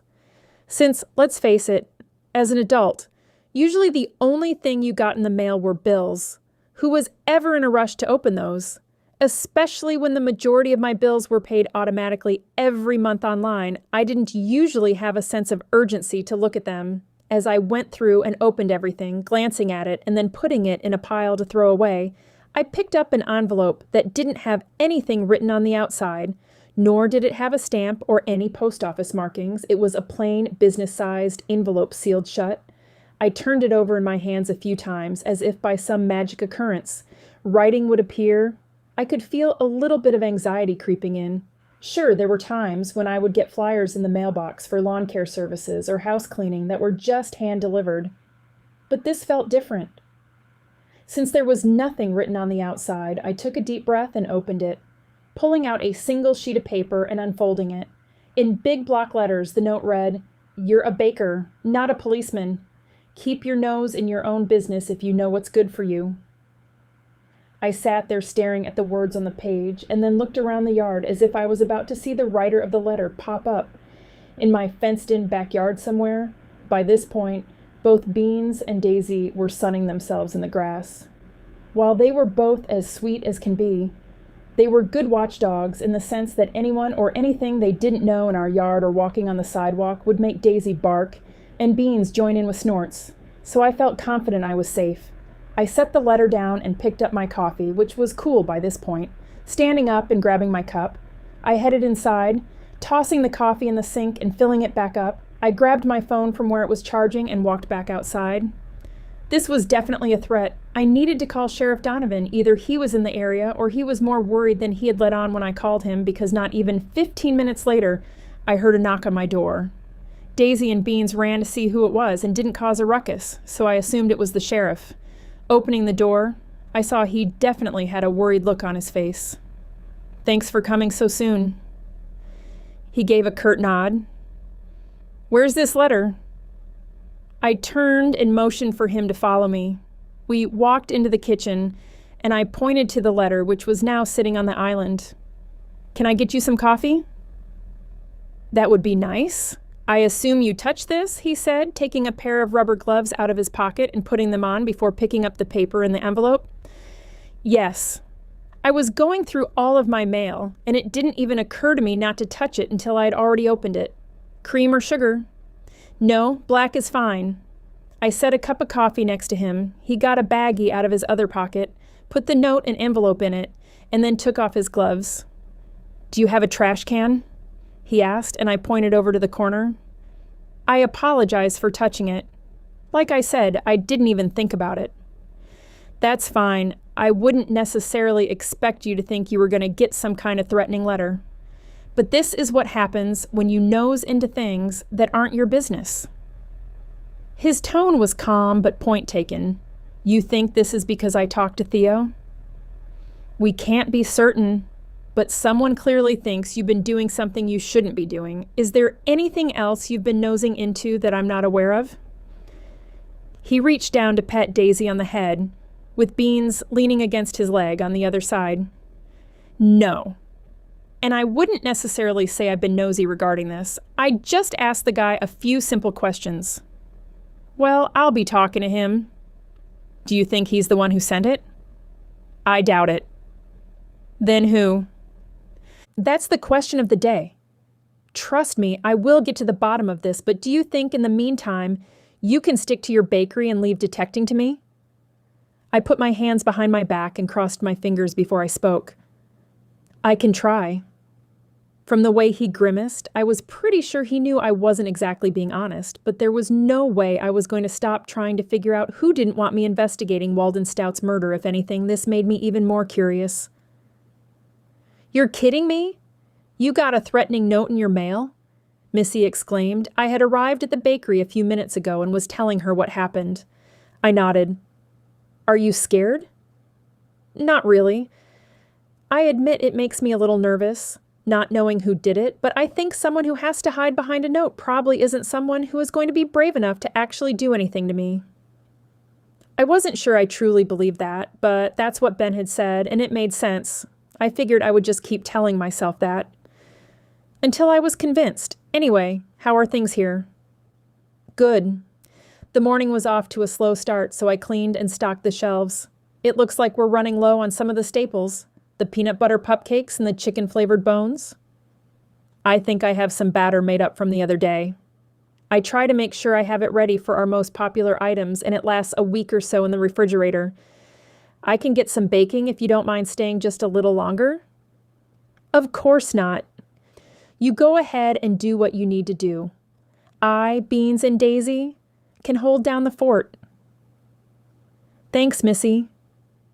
I walked into the back, and usually Beans and Daisy would follow me, but they were getting attention from Missy, so it was no great surprise they stayed with her. They were a bit fickle. Grabbing what I needed from the refrigerator, I set the containers of batter on the counter and walked over to preheat the oven. This would be a good task to get my mind off that note and focus on something other than who killed Walden Stout. Though, knowing he had my name in his pocket and now this, something was going on and I seemed to be in the center of it. I couldn't say I liked that one bit. Chapter 11. "I can't believe you convinced me to come to this class with you," I said to Chelsea as I huffed and puffed next to her in an aerobics class she had dragged me to. I knew I wasn't in shape.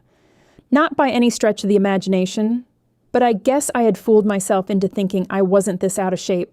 It was all I could do to catch my breath and say something to Chelsea. "But it's fun, right?" Chelsea said as she followed the instructions of the teacher in front of the class. "I'm not sure fun is the right word for it," I grunted. Right now, fun was not even close to the word I would choose. I was thinking of something more colorful. I shot a dirty look in Chelsea's direction, but she was too focused on the instructor to even notice. She did look like she was having fun, and that just made me even more frustrated. Granted, Chelsea was 20 years younger than I was, but even when I was in my 30s, I had never cared that much about exercise and hadn't been in great shape. It made me wonder why I had even agreed to this. I glanced at the clock and saw there were 10 minutes left of class. I could make it 10 more minutes, couldn't I? After what seemed like an eternity, the class ended as the women were milling around before walking out. I wondered if I was the only one who was so exhausted I could barely walk. Chelsea certainly didn't seem tired at all. "So what did you think?" Chelsea asked.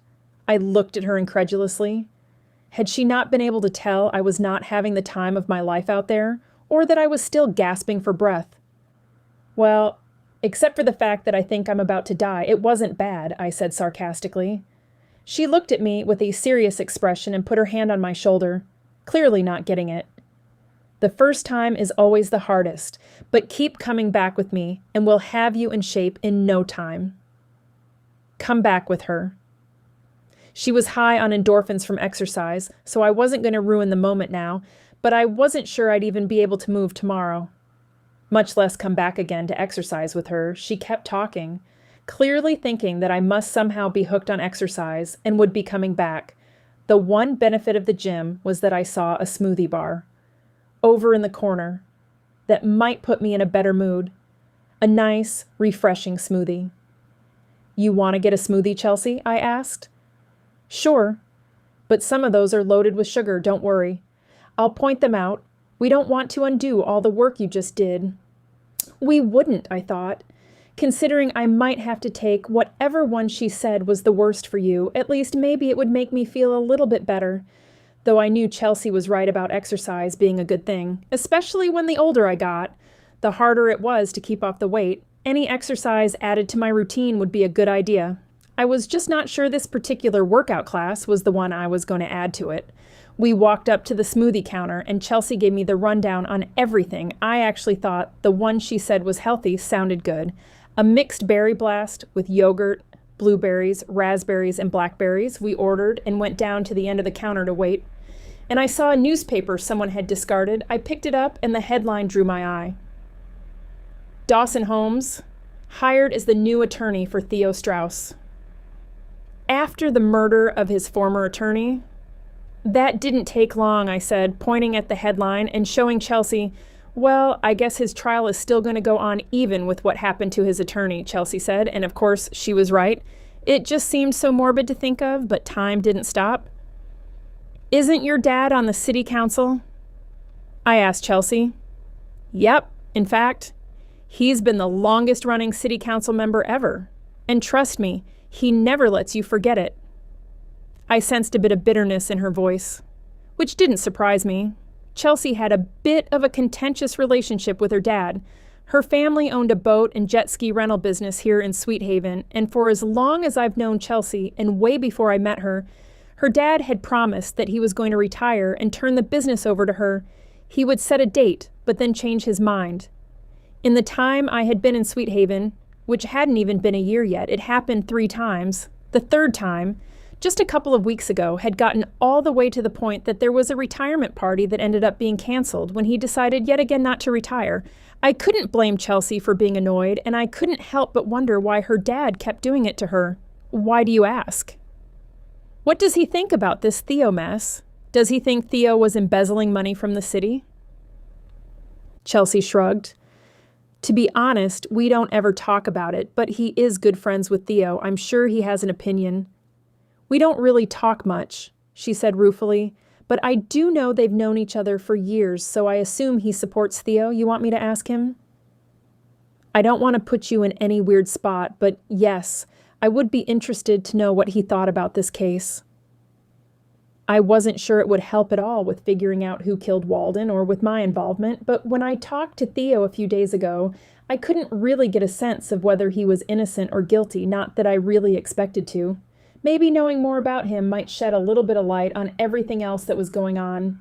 I'll ask. I won't guarantee anything, but I'll ask him when I get to the boat launch. I'll give you a call later. Thanks, Chelsea. I appreciate it. We walked out to the parking lot to our cars. You did good today for your first time. I really do hope you come back, Chelsea said. I didn't really want to, but Chelsea looked so hopeful. If I'm able to get out of bed tomorrow, then I'll think about it, Chelsea laughed. I guess that's all I can ask for. As I got into my car, I just hoped I'd be able to get out once I got home. I wasn't so sure my legs would support me. Chapter 12. I was getting ready to close up the bakery and head over to the coffee shop if it wasn't for the fact that my entire body hurt from the workout I did this morning with Chelsea. I would have forgotten I had even worked out. I was a little surprised that I still had energy after working out in the morning and putting in a full day at the bakery. Chelsea had been right about one thing. The early morning workout did give me energy for the rest of the day. It was probably good that I was on my feet because, as stiff as I was starting to feel, had I been home just sitting, I'm sure it would be a lot worse. I grabbed the leashes for Beans and Daisy because even though I never worried about them running off, Sweet Haven did have a leash law. I was a rule follower. Well, at least most of the time. Come here, guys, I said, and snapped my fingers at them. They were lying in their beds behind the counter, but got up and ambled over to me, and I clicked on their leashes, heading out the door. I locked up behind us, and we walked next door to the Sweet Haven Beanery. I needed a latte, and I definitely thought I deserved a sweet treat. Chelsea probably wouldn't agree, but she wasn't here, and what she didn't know wouldn't hurt her. The place wasn't that busy, so I walked up to Hilary, who stood behind the counter. Are you okay? Hilary asked. I'm fine. Why? You look like you're limping a little. Oh, yeah, I might be. Chelsea finally got me to go to her workout class this morning, and let's just say I'm in worse shape than I thought I was. Hilary started to giggle. I'm sorry, I don't mean to laugh, but that's exactly how I felt the one time I let Chelsea drag me to that class, and I gotta hand it to her, the girl's in shape, but that was just too much for me. There were a couple of times where I really thought I was about to die. I literally thought I was going to die, which is why now I need an iced vanilla latte, and please, please tell me you still have some of your blueberry scones left, Hilary laughed. You're in luck. Go ahead and have a seat, and I'll bring it to you in just a minute. I walked over to a table in the corner that I always tried to get when I could. It had a little more room around it, which gave space for Daisy and Beans, who weren't exactly tiny. I sat in my chair and closed my eyes for just a second, feeling so relaxed to finally be sitting down after being on my feet all day. I was hoping I'd find you here, I heard Chelsea's voice, and my eyes snapped open to see her sitting across from me. Were you looking for me? I tried to catch you at the bakery, but you probably had just locked up when I got there. We had some people back late with the jet skis, so I knew I might miss you. I figured I'd come over here and get myself a latte, and just happened to see you and these 2 charmers sitting in the corner, she said, reaching down to pet Daisy and Beans. Beans especially loved Chelsea. Anyways, the reason I was looking for you is I talked to my dad. Oh, what did he have to say? I forgot about my achy body at this news. He swears Theo would never touch a penny of money that wasn't his, that his work has always been above reproach. They've had independent audits over the years, which I guess is something common to ensure there are checks and balances. Then does he think that Theo is being falsely accused? Yes, he does, and he was pretty adamant about it. Said he wouldn't think twice about having Theo handle his money, and for what it's worth, my dad and I might not see eye to eye, but he's always been a good judge of character, so if he thinks Theo is innocent, I would believe him. Hey, Chelsea, can I get you something? Hilary said as she sat my latte and my scone in front of me. I saw Chelsea give me a look, but thankfully she didn't say anything. I bit into my scone, not feeling the least bit guilty as flavor exploded on my tongue. Sure, I'll have an iced vanilla latte, skinny, please. A few minutes later, Hilary was back with Chelsea's latte and one for herself. It's slow, and Lisa can handle anything that comes in. Chelsea was just telling me that her dad doesn't think Theo Strauss is guilty. I never really thought he was, Hilary said. I've known him forever, and he's always seemed like he is on the straight and narrow. Though I will tell you, I was pretty surprised when I heard the news that Dawson Holmes is now representing him. He's also an attorney from Clearwater. Why, is he not a good attorney? It's not that. From everything I've heard about him, he's a great attorney. It's just that he and Walden were sworn enemies, and if I remember right, Dawson was going to defend Theo, and then he switched to Walden, so I do find it kind of interesting that Dawson took him back. Well, he's good at his job, and Theo has the money to pay him. Isn't that all a lawyer needs? Chelsea said. One would think. But I heard, and granted this is gossip, so take it with a grain of salt, that Theo and Dawson got in a huge shouting match over something. It was at the city offices right after Theo made bail, and Dawson brought him back to get his personal things out of his office. I heard they were in his office and screaming at each other, and Dawson stormed out, and that's when Theo switched to Walden. There was a lot of speculation that he picked Walden specifically because he knew it would get under Dawson's skin, Hilary said. Maybe they just had a difference of opinion? Chelsea said, I wouldn't think a difference of opinion would cause that big of a shouting match, but like I said, it's all gossip, Hilary said. He couldn't be too upset with Theo, this Dawson person, or he wouldn't take him back on as a client, I wouldn't think, or Theo with him. True, hopefully. He can get Theo out of this mess, Hilary said. What about you, Hilary said, turning to me. You haven't received any more threatening letters or anything, have you? No, it's been business as usual, or dare I even say better than business as usual, because the person I hired, Missy, is doing amazing. I didn't realize how badly I needed some help until she actually started. It's Missy Thompson, right? Hilary said, Yes. Do you know her? I know of her. She left town about the time I got here and worked at the Muffin Tin, but then I think she got engaged and moved out of state with her fiancé. Did she say if she moved back with her husband? She's single. So either they didn't get married or they got married and got divorced. She hasn't said anything about working at the Muffin Tin, but she did work at a bakery in North Carolina for several years, which is where she just moved from. Well, I wouldn't expect her to mention a job she had almost 10 years ago, and since the Muffin Tin isn't open, maybe she didn't think it was relevant, Hilary said. Speaking of the Muffin Tin, have you had a chance to meet Tina Gonzalez yet? I asked. I did. She came in earlier today, in fact. It was the lull between the breakfast and lunch rush, so I had a little bit of time to talk to her. She seems delightful, and I can't wait till she opens so I can stop making cupcakes. I hope you told her that. She was worried you might be upset about the competition, and I told her that if you never had to make another cupcake, you'd be happy. Great minds think alike. Because that's exactly what I said, too. The three of us chatted a little while longer, but I knew I needed to get home so I could feed Daisy and Beans. I said goodbye to my friends and walked out of the coffee shop. While I could cut back to the bakery, I figured walking around the block to the back to my car would actually be nice to give us a little bit of exercise. Not that I really wanted more exercise, but it might do good to stretch my legs. As I turned the corner to head around to the back, I looked in the front window of the French bistro on the corner. I had never had dinner there because it seemed pretty fancy for one person, though I had grabbed lunch a few times. And as I glanced in, something caught my eye. It was Theo Strauss and Michelle. Her husband had been dead several months, so it wasn't crazy that she might be dating again, but I couldn't help but find it a little bit odd that she was with Theo Strauss. Not that they wouldn't have something in common, but considering what he was currently going through, I guess I was kind of surprised he wasn't keeping a lower profile. I didn't realize I had stopped and was staring until Michelle happened to glance over and caught me looking at them. Her eyes narrowed, and if looks could kill, well, let's just say I'd be dead. I had never been her favorite person. I looked away, and Daisy, Beans, and I continued to the car. Chapter 13. I was at work the following Monday, enjoying the slower pace compared to the hectic weekend. It was a couple weeks until Memorial Day, which would officially kick off the start of the summer tourist season in Sweet Haven. If last weekend was any indication of how busy the summer would be, I might even need more help than just Missy. It had been so busy on Saturday that I had doubled my baking on Sunday to prepare for the week. Then it was so busy on Sunday that I had to call Missy in to work on the sales floor so I could bake more. I was afraid if I didn't, I would run out of stock during the week, and I just didn't have as much time to bake during the week because of the hours we kept. It was definitely a good problem to have, but it was my first busy season, and it was going to take some time to adjust since I was expecting it to be slow.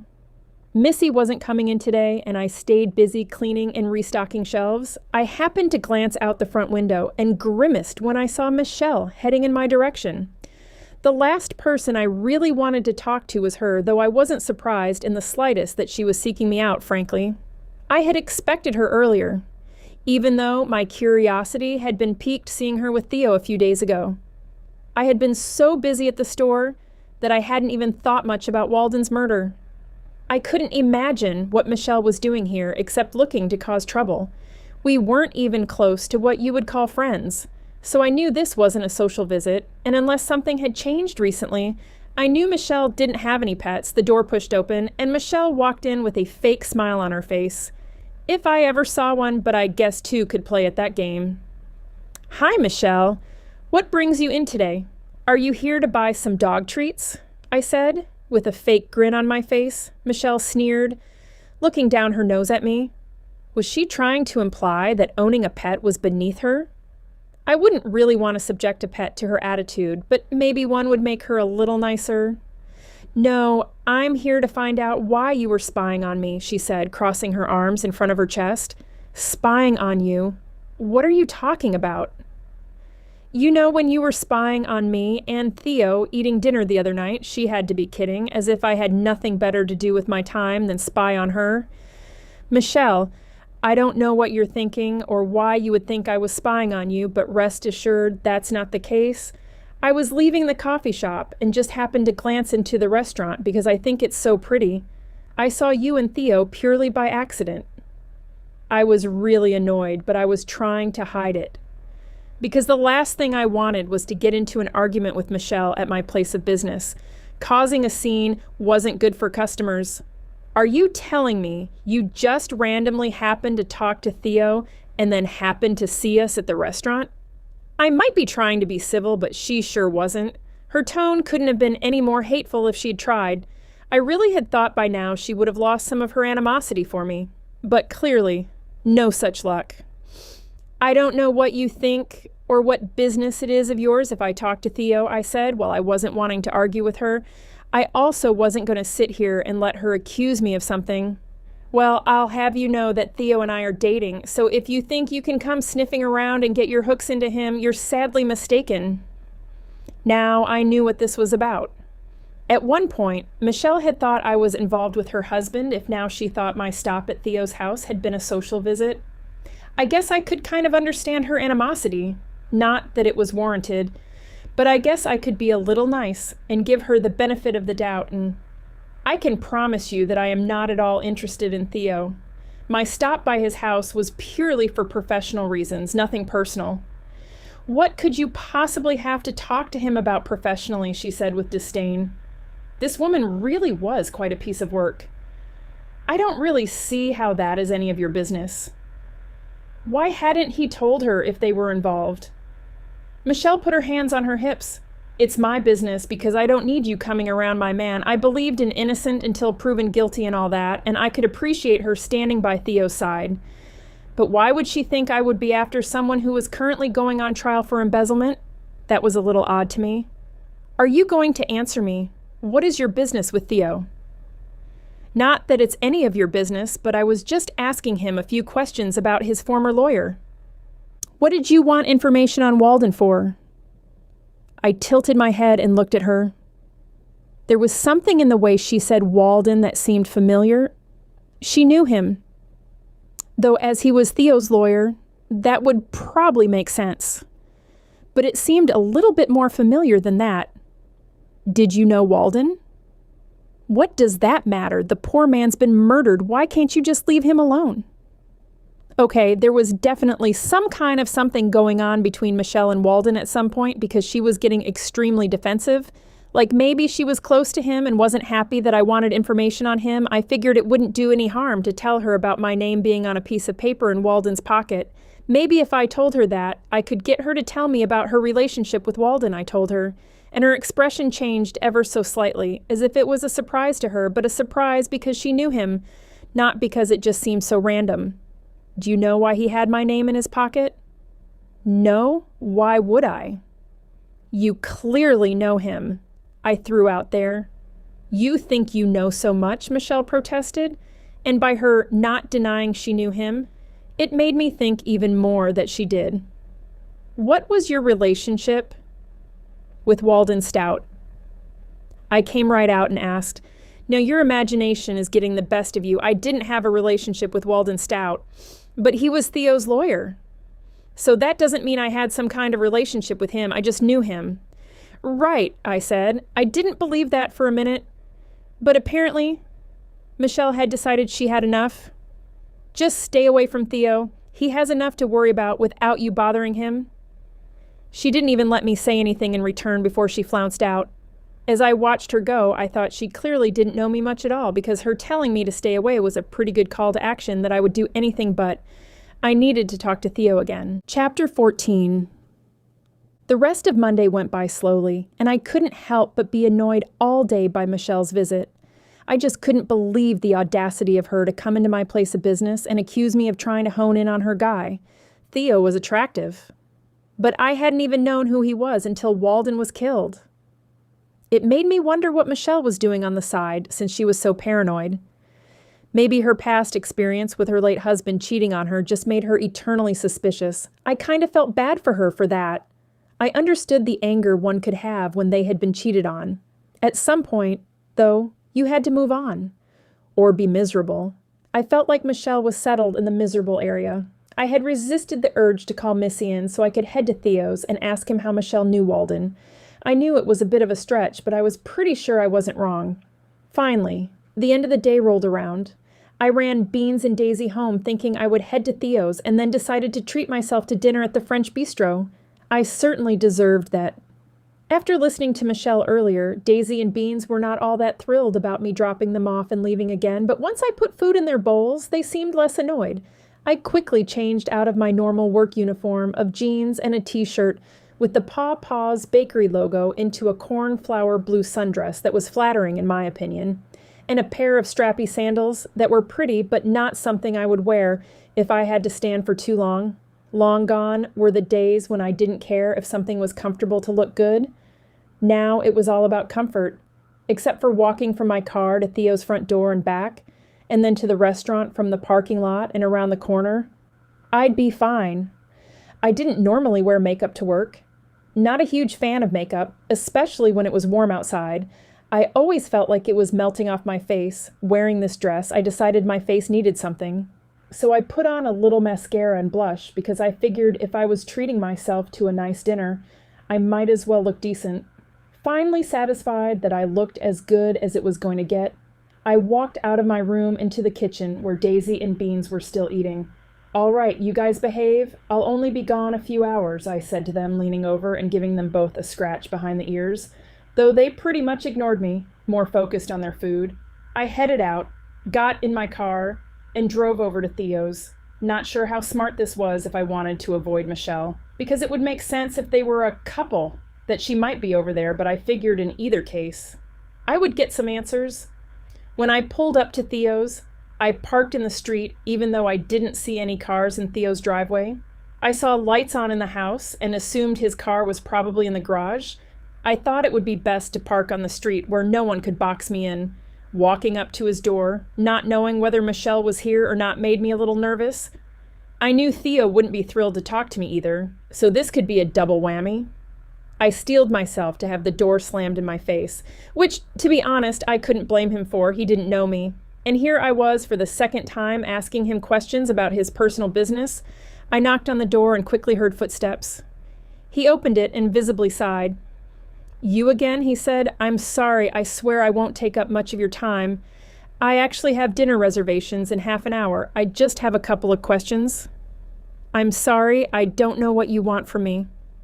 "Michelle came to see me today." His eyebrows rose at that information, indicating to me he hadn't known she was going to stop by. I wasn't sure if that was a good thing or a bad thing, though. Maybe he and Michelle weren't as close as she liked or wanted to think. She was a little upset that I was over here the other day. "And yet you decided to come back?" "Okay, point taken. She told me you two were involved, and I think she thought I came over here and was encroaching on her territory, and she seemed to know Walden, so I guess my question for you is, what is her relationship, or should I say what was her relationship, with Walden?" He shifted his weight back and forth nervously, though why would he be nervous? Unless he didn't want Michelle to find out I was over here again. If she read him the riot act the way she did me, I could see that as a legitimate concern. "Listen, I know you're under a lot of pressure with your upcoming trial and all, but I know there is some kind of connection between Michelle and Walden, and maybe that connection could shed some light on why he had my name in his pocket and, more importantly, why he was murdered." "Michelle didn't have anything to do with his murder," he quickly said. I hadn't thought for a minute Michelle was involved in Walden's murder, so it kind of surprised me that Theo jumped to that thought so quickly. "Why didn't you tell her I stopped by?" "It's just easier not to, knowing Michelle like I did." There was no need to ask for clarification on that one. Michelle and Walden did know each other. Yes, they were cousins. I wasn't expecting that, but it explained why she was so defensive when I mentioned him. "Is that why you fired Dawson as your attorney and hired Walden? Because he was Michelle's cousin, and you were seeing her?" "Dawson and I just didn't see eye to eye on things, so it made more sense to part ways. I wouldn't have hired Walden if his track record wasn't good." "So what did you not see eye to eye on with Dawson?" "Let's just say we had a difference of opinion on strategy." "So if you didn't agree on strategy, why would you go back to him now that Walden's dead?" "Because he's the best around, and that's what I care more about." "Did you do it?" "How dare you ask me that?" "I think you need to leave now," he said, his voice rising. Even though Chelsea had said her dad thought he was innocent, if he was willing to hire back an attorney he didn't get along with because of how good he was, then I couldn't help but think he was worried. If he was worried, was that because he was guilty? "One more question and I'll leave." "Fine, but if you don't, I'm calling the police. This is harassment." "What was the issue between Dawson and Walden? I heard they didn't get along." "There was something that happened years ago." "To be honest, I have no idea. I just know there's no love lost there." "Now, if you'll excuse me," he said, and essentially shut the door in my face. It was worth it, though. To know that Michelle and Walden were related, it certainly added an interesting dynamic to things and made me wonder if Michelle knew more than she was letting on. Chapter 15. The next day I was eating my lunch while Missy was out front. It was a novelty to be able to eat lunch at a leisurely pace instead of scarfing down food in between customers. As I finished the chicken confit leftovers from my meal last night, my mind went back to the conversation I had with Theo yesterday for about the millionth time today. I was so curious about his new attorney, Dawson Holmes, and why he had fired him before. I didn't understand why now he was willing to overlook his differences in opinion with him just because he was such a good lawyer. Why hadn't he been able to do that in the first place? For some reason, it just didn't make sense to me. I grabbed my phone and Googled Dawson Holmes. His name came right up, and I saw that he also had offices in Clearwater, which made sense. Clearwater was the closest big city until you headed all the way into Ann Arbor. If I remember right from the one time I had looked it up, it had a population of about 40,000. Sweet Haven had more than that during the summer months, but they were only tourists. We only had about 8,000 actual citizens who made the majority of their money from tourism during a few months of the year, as I went to his website and looked at his picture on his About page, which put him at about the same age as Walden, I saw something that said same-day appointments on Tuesdays and Fridays. I double-checked that it was actually Tuesday because sometimes I just lost track of days, and it was an idea began to form in my mind. I hit the call button, and the phone rang twice before someone answered. "Thank you for calling the law offices of Holmes and Hannigan," a perky female voice said on the other end. "Hi there. I'd like to make an appointment for a consultation. I saw on your website you have same-day availability on Tuesdays and Fridays. I was hoping I could get in today." "You're in luck. A lot of times these appointments fill up fast, but someone just canceled. If you can get here in half an hour, he can see you." "I'll take it."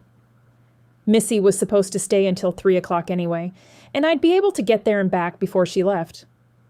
"Great. Can I have your name?" "Name?" "Yes, for your appointment," the woman said, sounding a little confused. I didn't blame her. I had just asked the question because I didn't want to give my real name. "My name is Pearl Moore."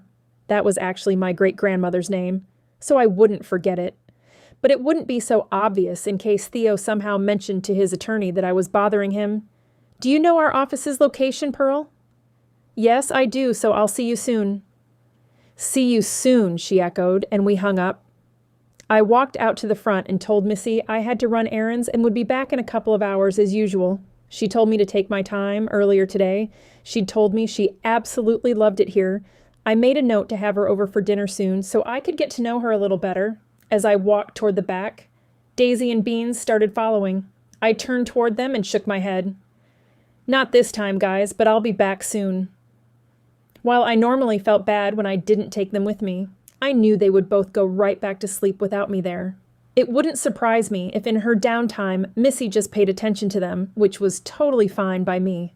I went back and got in my Jeep, immediately rolling down the windows and turning the air conditioner on full blast. It wasn't even summer yet, but it was getting warmer and warmer already, which was a good thing in my book. I loved the hot weather. I backed out of the parking lot and headed toward Clearwater. Thinking about what I was actually going to say to this guy, I had to have a believable reason for being there while at the same time trying to get him to tell me about his relationship with Walden Stout. I realized I hadn't even bothered to look when I was on his website to see exactly what kind of law he practiced, but I assumed, since he was Theo's lawyer, it was criminal law.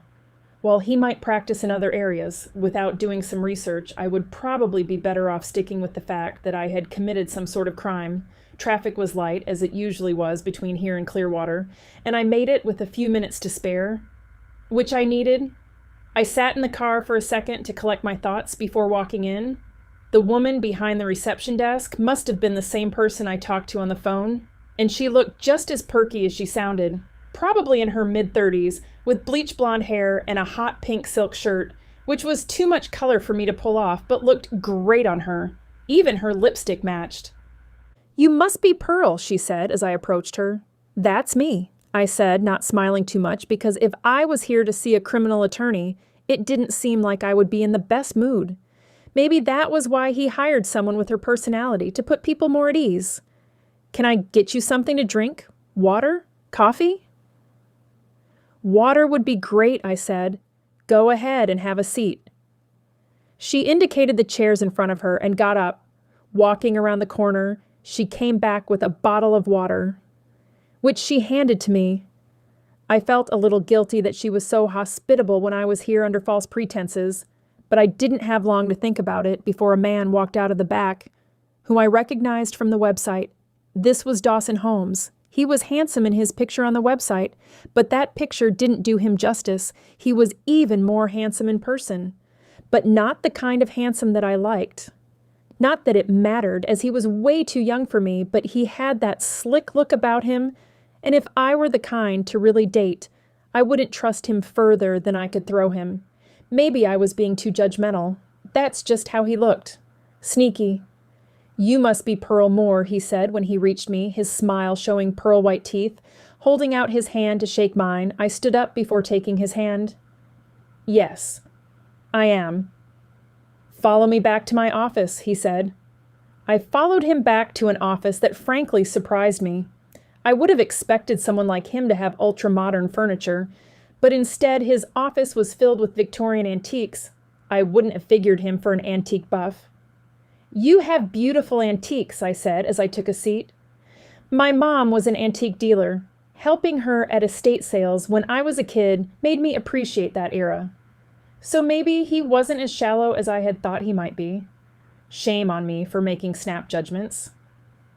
"So how can I help you?" he said, getting right to business, which made sense for a professional who charges by the hour. "I think I'm about to be accused of embezzling from my employer," I said.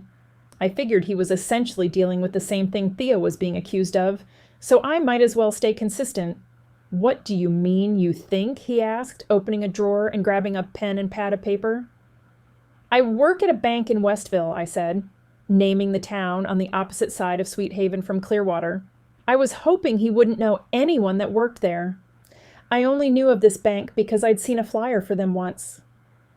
Anyway, they've been talking to all of us tellers, and even though I didn't have anything to do with the missing money, I think I might be blamed. I just want to be prepared." "Who has been questioning you?" "The bank manager." "And his or her name?"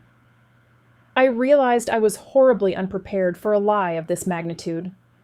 "Patrick Herbert," I said, crossing my fingers, hoping there wasn't a real Patrick Herbert that worked at the Westville Bank. Dawson spent the next 15 minutes asking me questions, and I kept giving him answers with lies that I was never going to remember. Hopefully, I would never have to talk to him again. "I think I have everything I need to know for now. You're smart for coming in early, and if by some crazy chance they do think you're guilty and you're arrested, you can tell them that I'm your lawyer. If that happens, you need to make sure that you don't say a word. Until I get there. The police are notorious for trying to get you to talk, and you should never do that without your attorney present." He reached into his desk drawer again and pulled out a business card, handing it across the desk to me. "My cell phone number is on the card, so don't hesitate to call it day or night if they do arrest you. Now, do you have any other questions?" This was my chance to ask him something about Walden. "Did you know that lawyer who was murdered?" I said, figuring I might as well just come right out and ask. I saw a flash of annoyance on his face before he turned on his megawatt smile back on pretty quickly. I was sure he didn't want to lose a client in case I actually got arrested. Yes, I knew him. Clearwater is not a big town. "That is true. I was actually surprised to see both of you practicing here. I guess he doesn't anymore. It has to be good for you, doesn't it?" I said, and his eyes narrowed. "I'm not sure what you're getting at," he said. "Oh, I didn't mean anything by it. I was just saying it's unfortunate he died, but it would be good for business." "I suppose, now if you'll excuse me," he said, clearly wanting to get rid of me, but I wasn't ready to give up yet. "I heard somewhere you guys had quite the rivalry." "Where'd you hear that?" "I've been doing some research since the money went missing at the bank, and your name and Walden's name kept coming up. I heard that you were both great lawyers, but hated each other." "We weren't friends. But who I am and am not friends with has no bearing on my ability to be a good lawyer for you," he said. I could tell he was getting annoyed. I stood up. "I'm sure it doesn't, though you had to have been angry with Theo for firing you in the first place," I said. His face hardened, and I felt like I had probably gone just a little too far. "I hope you're not some reporter lying your way in here thinking you're going to get some dirt on me. I don't take too kindly to liars and sneaks. In fact, I think it's probably best you find someone else to handle your case," I nodded, not about to argue and make him more mad. I couldn't help but think he looked mad enough to kill. Could he have been that mad at Walden? Chapter 16. I was rushing around the kitchen, putting the finishing touches on the snacks I had prepared for a girls' night I had called. The last couple of weeks since Walden's murder had been a little crazy, and I felt we all deserved some relaxation. Plus, I wanted to have Missy meet the ladies, or rather, for the ladies to meet Missy. Missy and Hilary already knew each other, but even they hadn't talked in over 10 years. "None of this is for you, Daisy," I said, wagging my finger at Daisy. One disadvantage of large dogs was that their heads were that much closer to counter height, and Daisy was nose to nose with the cheese and meat tray I'd just put together. Daisy didn't look the least bit sorry. Instead, she almost had a pathetic look on her face, like she could waste away to nothing if she didn't get a snack. The doorbell rang, and for a moment Daisy lost interest as she and Beans rushed to the door. I wiped my hands and followed them, seeing it was Missy through the window. "I'm so glad you came," I said, when I opened the door. "Of course I wouldn't miss it. I brought a dessert," Missy said. I noticed the pan in her hands. "You didn't have to do that. Follow me to the kitchen." "I know, but I don't like to go places empty-handed, and let's face it, you can never have too much dessert." "So true, it looks good. What is it?" "It's my grandmother's blackberry cobbler." "Oh, that sounds delicious. Now I'm glad you brought dessert." I set down the dessert on the island as the door rang again. "Help yourself to a drink," I said, pointing to the pitchers I had on the table. "I'll go let whoever that is in." Walking to the front door, I opened it to find Hilary, Georgina, and Chelsea all standing there. "Is this just a coincidence, or did you guys ride together?" I asked as they stepped in and headed for the kitchen. "Believe it or not, it's a coincidence," Hilary said. "We all arrived at the same time." "Hilary, I know that you know Missy, but I don't think the rest of you know her," I said as I walked around to the refrigerator to get out some blue cheese stuffed olives that I had forgotten earlier. "It's so nice to see you again, Missy. Has it been, 10 or so years?" Hilary asked. Missy nodded. "Yeah, that sounds about right, and I don't know the other ladies, but I feel like I do from everything you've told me, Tillie." "Likewise," Georgina said. "I know having your help will reduce a lot of Tillie's stress. She's been working too hard." "I'm happy to help. I'm having a lot of fun working there." "Do you want to go sit outside? It's so nice out," I said, glancing at the ladies. They all nodded, and we made quick work, taking all the food outside. "So I have a couple of things to fill you guys in on." I opened once we were all seated. "Oh, really? Like what?" Georgina asked. "You wouldn't believe who is dating Theo Strauss." "Do we care about Theo's love life?" Chelsea asked, and they all laughed. Normally, I would say no, but considering he is dating Michelle, it has become more interesting to me. At that, all the ladies stopped talking and eating and just stared at me for a few seconds. "Did I just hear you correctly? Did you just say that Michelle is dating Theo Strauss?" Hilary asked. I nodded, my mouth full of guacamole. "How did you find that out?" Georgina asked. I told them how I had seen them eating dinner, and then a few days later, Michelle had come into the bakery and accused me of spying on them. "You've got to be kidding me. She actually thought you were spying on them," Georgina said. She also knew that I had stopped by his house, and I think was trying to mark her territory. I assured her I wasn't trying to steal her man. "Honestly, that's unbelievable," Hilary said. "Even for Michelle." "That's not all," I said. "I also found out that Michelle and Walden were cousins." I honestly had not been sure which bit of news was going to shock them more, but the expressions on their faces said it was pretty much tied. "You know, the main reason that news surprises me is that Michelle wasn't trying to get everyone's sympathy when Walden was murdered," Hilary said. "She had a good point. When Michelle's husband had died, she had been very vocal, as to be expected. She wasn't normally one to not make a big splash about whatever happened to be that she was involved with at the moment. So I can't help but wonder if that is partly behind why Theo fired Dawson Holmes and hired Walden Stout to represent him." I then filled the ladies in on my visit yesterday to Dawson Holmes. "Okay, the surprises keep coming. You have been really busy in the last 2 days," Hilary said. "Well, between Walden having my name in his pants pocket and then the note in my mailbox, I want to find out who would have had motivation to kill him." "Note?" Hilary said. I realized I hadn't told them about that, so I filled them in. "You can see I feel I have a legitimate reason to be concerned." "Do you have any idea who might have written that note?" Georgina asked. "No, I gave it to the sheriff, but I haven't heard anything. Maybe I should reach out to him tomorrow." "What you should do is ask him out on a date," Hilary said. She had been driving me crazy since months ago when I told her I thought the sheriff was handsome. "I'm not ready for that yet," I said, shaking my head. "I don't know what you're waiting for. He is handsome. And I think you guys would make a cute couple," Hilary said.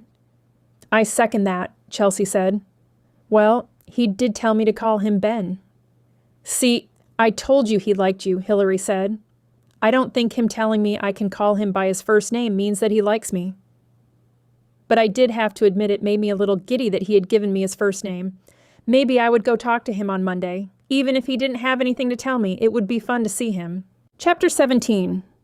I had decided after girls' night to try and catch the sheriff, Ben, on Monday before going to the bakery. It meant I needed to leave Daisy and Beans at home, because I couldn't take them into the police station and I didn't want to leave them in the car. It also meant I took a little extra time with my appearance. Instead of putting my curly hair up in a ponytail or bun like I normally did, I actually tried to style it and quickly remembered why I usually wore it up. I tamed it the best I could and put on a pair of new black capris I had recently bought and not yet worn, with a flowy silver tank top, dressier than I normally wore, but not super dressy where he would notice. I couldn't help but feel a little ridiculous dressing up for him, but I realized that every once in a while I could break out of my casual zone, even if just for myself. As I looked at myself in the mirror, I realized I didn't look too bad. Not for a middle-aged woman. My mom had always told me that having a youthful attitude would keep me young-looking, and I think maybe she was onto something. I certainly didn't look Chelsea's age, but I could hold my own with the over 50 set. I glanced at the clock on my wall and realized I needed to get going so I wouldn't be late for work if the sheriff wasn't in and I got to work early. Well, even better. I could get some baking done.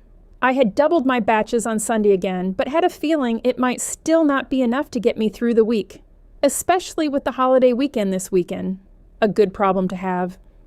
But I needed to take the time to do some calculating to figure out this inventory issue before it became a real issue. On the drive to the police station, I thought about what to say to Ben and figured I'd keep it simple. And to the point, did he have any leads on who sent that note? Maybe. If he seemed receptive, I might ask if he had any leads on Walden's murder. You again? The receptionist said, raising an eyebrow when I walked in. She didn't say it unkindly, but I thought it was kind of odd. Yep. Me again. Is the sheriff in? Is this important? I understood that he was busy, but he was a public servant.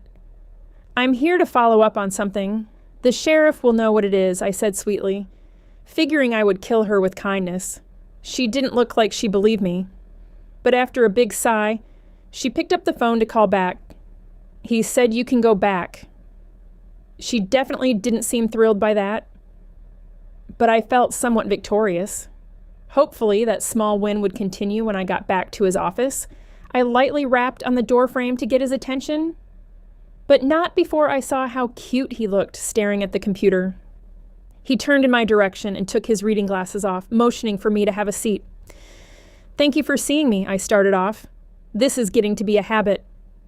Sorry, I know you have a lot to do, so I won't take up much of your time. Plus, I have to get to work anyway. I wondered if you had any idea yet who might have left me that note. Ben shook his head. No, it's at the lab, and I don't expect to hear back for another couple of days. Why? Has anything else happened? No, I was just curious. It's just unsettling, that's all. I can understand that. Anything else? I took a deep breath. Did you know Michelle is dating Theo Strauss? Normally, he had a great poker face, but I could tell this was a surprise to him, and that she was Walden Stout's cousin? That I did know, but why do you know all this? You realize I am investigating this, right? I'm not trying to do your job, It kind of sounds like you're trying to do my job, he interrupted me. I could feel my face grow hot. I'm not, I swear. I just happened to come across this information. Oh, really? At least I knew that Theo hadn't called him after my last visit. Really? We sat there for a few moments looking at each other, and I wished I could tell what he was thinking. Don't you think that's odd that Michelle was involved with both Theo and Walden? I know you have history with Michelle, but I don't think she's a killer. That's not where I was going, although I tended to think a little differently. I could see Michelle snapping and going off the deep end. She had certainly felt threatening last year. Okay, but don't you find it odd? It's a small town if you don't count the tourists, so it's not that surprising so many of us are connected. That was not the answer I was looking for, but I supposed it was as good as I was going to get. I stood up. You'll let me know if you get any news from the lab? I will, and if it makes you feel better, I can send some extra nightly patrols out your way. I think I'd like that. Okay then. Have a good day, Tillie, he said, using my first name, which made me feel all warm and fuzzy. You too, Ben.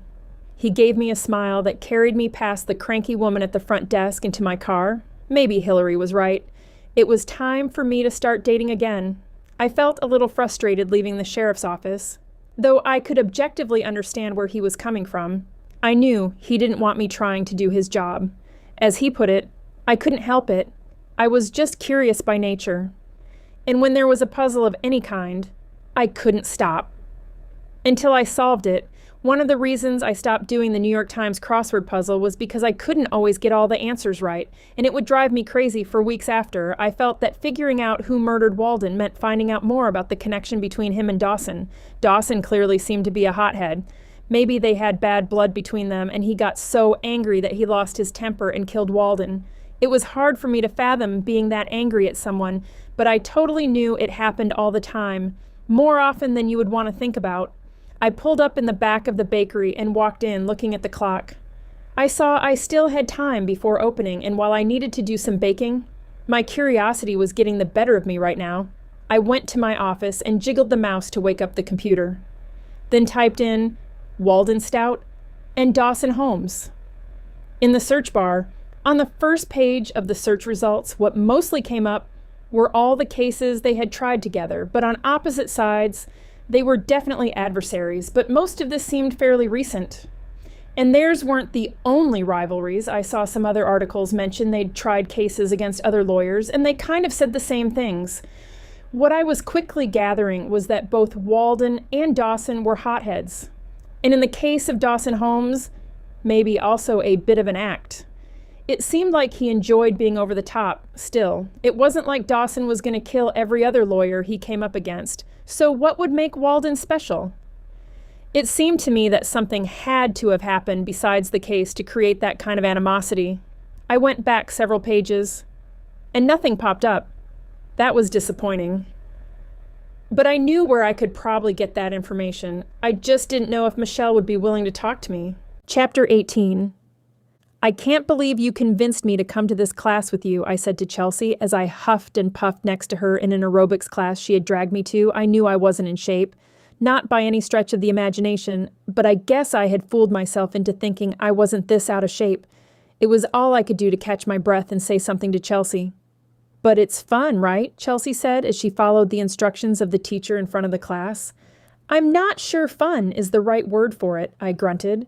Right now, fun was not even close to the word I would choose. I was thinking of something more colorful. I shot a dirty look in Chelsea's direction, but she was too focused on the instructor to even notice.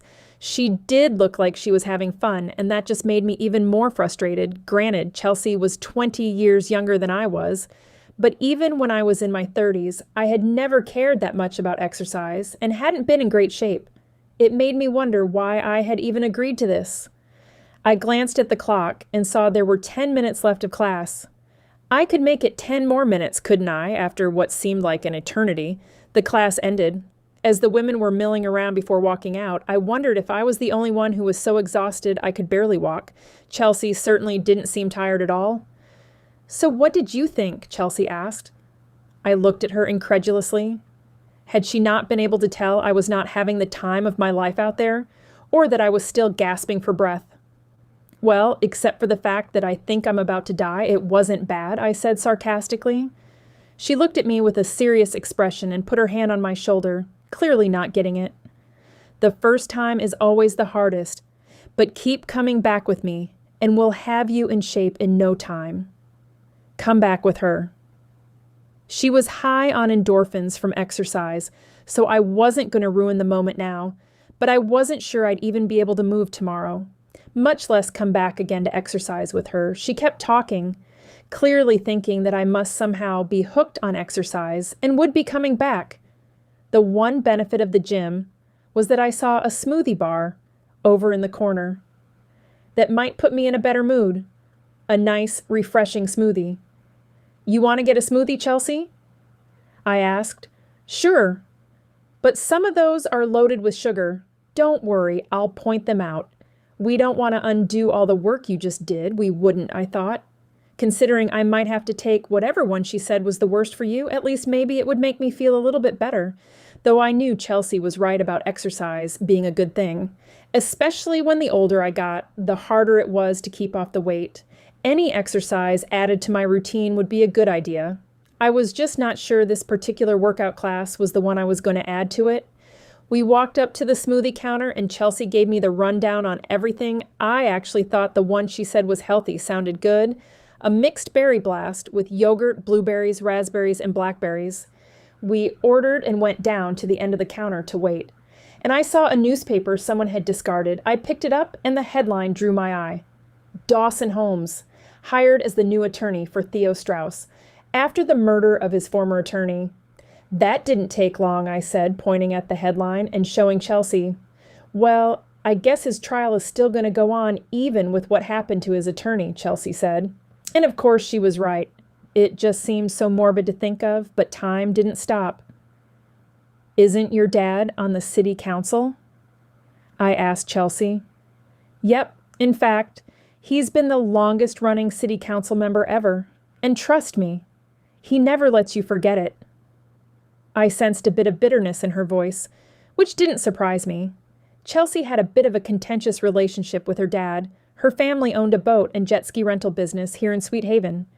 And for as long as I've known Chelsea, and way before I met her dad had promised that he was going to retire and turn the business over to her. He would set a date, but then change his mind. In the time I had been in Sweet Haven, which hadn't even been a year yet, it happened 3 times. The third time, just a couple of weeks ago, had gotten all the way to the point that there was a retirement party that ended up being canceled when he decided yet again not to retire. I couldn't blame Chelsea for being annoyed, and I couldn't help but wonder why her dad kept doing it to her. Why do you ask? What does he think about this Theo mess? Does he think Theo was embezzling money from the city? Chelsea shrugged. To be honest, we don't ever talk about it, but he is good friends with Theo. I'm sure he has an opinion. We don't really talk much, she said ruefully. But I do know they've known each other for years, so I assume he supports Theo. You want me to ask him? I don't want to put you in any weird spot, but yes, I would be interested to know what he thought about this case. I wasn't sure it would help at all with figuring out who killed Walden or with my involvement. But when I talked to Theo a few days ago, I couldn't really get a sense of whether he was innocent or guilty, not that I really expected to. Maybe knowing more about him might shed a little bit of light on everything else that was going on. I'll ask, I won't guarantee anything, but I'll ask him when I get to the boat launch. I'll give you a call later. Thanks, Chelsea. I appreciate it. We walked out to the parking lot to our cars. You did good today for your first time. I really do hope you come back, Chelsea said. I didn't really want to, but Chelsea looked so hopeful. If I'm able to get out of bed tomorrow, then I'll think about it, Chelsea laughed. I guess that's all I can ask for. As I got into my car, I just hoped I'd be able to get out once I got home. I wasn't so sure my legs would support me. Chapter 19. It was Saturday morning, and I was stopping at Sweet Haven Beanery to grab a latte before work. When I walked in, I didn't see Hilary, which meant she was probably in the back, making scones and biscotti for the Saturday and Sunday rush. I could always talk to her later. I walked up to the counter, ordered my usual latte, and decided to try a cinnamon scone. While I waited at the end of the counter, I happened to glance around. I didn't know him personally, but I could swear that was Mark Albright, the council president, sitting at a table by himself with a coffee and his computer in front of him. I had seen his picture in the paper several times since this business with Theo started and had attended a couple of Chamber of Commerce meetings where he had been present. Here you go. Lisa handed me my latte and scone. Before I could lose my courage and change my mind, I walked over to Mark Albright. He looked up when I reached his table. Do you mind if I sit for a second? I asked, figuring as a town politician, he probably had people hijacking his time pretty frequently, especially if he was out in a public place like the coffee shop. Of course, please have a seat. You're Tillie Moore, right? The pet bakery owner? Yes, that's me. It's great to see a new business in Sweet Haven. How has business been? Good. I just hired my first employee, and the way things have gotten busy as we get closer to Memorial Day, I might have to hire another. That thought scared me. but I couldn't risk running out of things to sell. I couldn't bake while I was in the front of the store selling things, and truth be told, I'd rather just bake anyway. I had been thinking about what it would mean to increase Missy's hours or hire someone new. I wanted to get through Memorial Day weekend first, but I had a feeling it was going to be a decision I'd have to make sooner rather than later. That's great to hear. I'm happy you're doing well. What can I help you with? He closed his laptop and focused his gaze on me. Have you hired a new city accountant yet? I asked. No. The board decided it would be prudent to put off hiring a replacement until after the trial. Then how is the accounting getting done? We have a temp agency handling it. Are you interested in the job? He said. I quickly shook my head. Oh my goodness, no. I can barely handle my own QuickBooks for the bakery. I can't imagine taking care of the finances for an entire town. Can I ask why you felt Theo was embezzling? I forged ahead. That drew a frown from Mark. You just come right out and say what you think, don't you? I have been accused before of being a little blunt.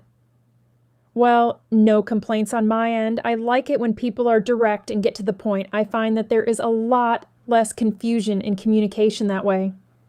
Thank you. To answer your question, this is a police matter and will soon be going to court. I'm not sure I should really be talking about it. I read the news articles and they just said there were accounting discrepancies. Did you suspect something and check the books? Was he spending a lot of money or something? Mark sighed. Honestly, I'm not at liberty to say. I don't really know, Theo. I haven't been in town long. I guess I'm just curious as to how this all works. He wasn't bringing attention to himself in any way. I just had a feeling. You just had a feeling? I think the skepticism in my voice registered because his lips twisted into a frown. Don't you ever act based on a gut feeling, Tillie? He said, his voice a little more stern this time. Absolutely, but I wouldn't jeopardize someone's life on a gut feeling, so you must have had proof, of course. He had to have proof, or Theo would have never been arrested. I wasn't sure why he wasn't willing to say what that proof was. I didn't really think it was because of any semblance of guilt he felt. That was my gut talking. I can assure you, Ms. Moore, that there was plenty of proof that showed what Theo was doing, and I have every confidence the prosecution will prove it at trial. Now, if you'll excuse me, I really need to get back to work. Of course, me too. Have a great day, I said, leaving him with his laptop. That man had done a 180 in attitude. From when I first sat down to when I got up as I headed to the bakery, I wondered if maybe Michelle was right and Theo was innocent. Was it really Mark Albright who had something to hide? It wasn't until lunchtime, when I had the chance to do some Googling on Mark Albright. Missy was in the front, just giving Beans and Daisy a snack, while I was eating my salad and searching Google for Mark Albright. A bunch of city council stuff came up, so I added financial issues to his name because if someone had embezzled in the past, that usually led to financial trouble. That brought up a couple of articles, one that talked about the divorce he had recently gone through and how he had to pay his ex-wife huge payouts. I kind of felt bad that that was all over the news. I didn't understand why reporters couldn't just leave people's personal lives alone. Then there was another article from a few months ago about an investment property he had that was foreclosed on. Those were definitely two things that could strap someone for cash. Was I crazy in thinking maybe it was really the city council president who was embezzling money and he was trying to frame Theo for it? But if that was the case, it didn't explain what happened to Walden, though maybe the two things were unrelated. Hey, Tillie, the sheriff is here to see you, Missy called from the front. My heart skipped a beat, wondering what he was here for. I was sure it wasn't a personal visit, but still, I couldn't help but be a little excited to see him. I walked up to the doorway to the front and caught his eye, waving him to the back. Can I get you anything? Water? Coffee? Soda? No, I'm fine. I just stopped in to check on you, make sure you hadn't had any other notes or anything strange happen. I felt myself blush. He was checking on me, and that was so sweet. Things have been quiet lately, but I appreciate you stopping by. I've increased patrols around town until we get this case solved. I don't want you or any business owner to be worried. We appreciate that. Well, I'll let you get back to business, he said and turned to go. Hey, Ben. Yes? Want to grab coffee sometime? I'd like that, he said and gave me a grin that matched my own. I'll call you. He left, and I stood rooted to the spot. He was going to call me. I couldn't wait to tell the ladies about this. Chapter 20. Finally home. After a long, busy day at work, I fed Daisy and Beans and was looking around in the refrigerator for something I felt like eating. But nothing sounded good. At least nothing that I had on hand. I wasn't as tired as I normally would be after work because I had been getting more sleep with Missy's help, so I decided to head back out and eat at the diner. The Eat 'em Up Diner had been open in Sweet Haven since my great-aunt was a little girl, and I remembered coming here when I would visit her in the summer. The prices were reasonable, bordering on cheap, and the portions were huge. I could really go for one of their BLT sandwiches right now with fries. I would only be able to eat a small bit of it because their BLTs came loaded with a pound of bacon, but that would give me leftovers for tomorrow. You two enjoy your dinner, and I'll be back soon, I said to Daisy and Beans. The one thing they cared about more than attention was food. I went over and gave them both a pat on the head, grabbed my purse and keys, and headed back to town. I had been replaying the conversation with Mark Albright all afternoon at work. He had said he liked my directness, but he sure hadn't liked it much when I started asking questions that made him uncomfortable. Finding out he had financial issues made me wonder. I just didn't know what, if anything, I could do about my gut feeling, since it was a little after the normal dinner rush, almost 8 o'clock. I was able to snag a parking spot right in front of the diner. This place was almost impossible to get into during peak breakfast, lunch, and dinner times. The tourists absolutely loved it, and as much as it could be annoying at times for us locals when our favorite spots got so busy, I couldn't be uncharitable and not want the tourists here because that was how we all made our money. So I would just take advantage of getting in whenever I could. I pushed open the door of the diner and saw there were only a few tables occupied. There was a sign that said, "Please seat yourself." So I went ahead and grabbed a booth in the back. I had brought a book with me and figured I could just have some me time with a good meal and book 2 in the Rachel Rider thriller series, which I had started reading at book club. The waitress approached me. "What can I get you to drink?" Her name tag said Marcy. She looked to be about college age, probably the same age as my daughter, which wasn't surprising. The local businesses took on a lot of summer help in the form of college students because they were fine being out of a job once summer ended and they went back to school. "I would like a lemonade, please, and I know what I want to order if you're ready, but I'm not in a hurry." "Go ahead and tell me. As you can see, it's really died down," she said, looking around. "I'll have the BLT sandwich and fries, extra crispy with a side of mayonnaise." "I'll get that right up." I watched her walk over to the order window and slap down the ticket. Another quaint thing about this place was it was still old-fashioned, no computer tickets here. Personally, I thought it would be frustrating to try to read everyone's chicken scratch, but in all the years I'd been coming here, I'd never known them to get an order wrong. I opened my book to where my bookmark was holding my spot and started reading. Marcy dropped off my lemonade, and I smiled and nodded. I was so engrossed in an action scene where Rachel was getting the best of a bad guy that I jumped when I heard a voice next to me. I looked up to see Sheriff Donovan standing there with a grin on his face. "I'm sorry, did you say something?" "I did. I asked if I could join you, but it must be a good book because you didn't hear me, so I'm fine sitting by myself," he said, and started to walk away. "Wait, I wouldn't mind some company," I said, and he sat down. My heart started beating fast, and my hands felt clammy. I felt like an embarrassed schoolgirl coming face to face with her crush. Seeing him twice. In one day, I could get used to this. "Hi, Sheriff. Your usual?"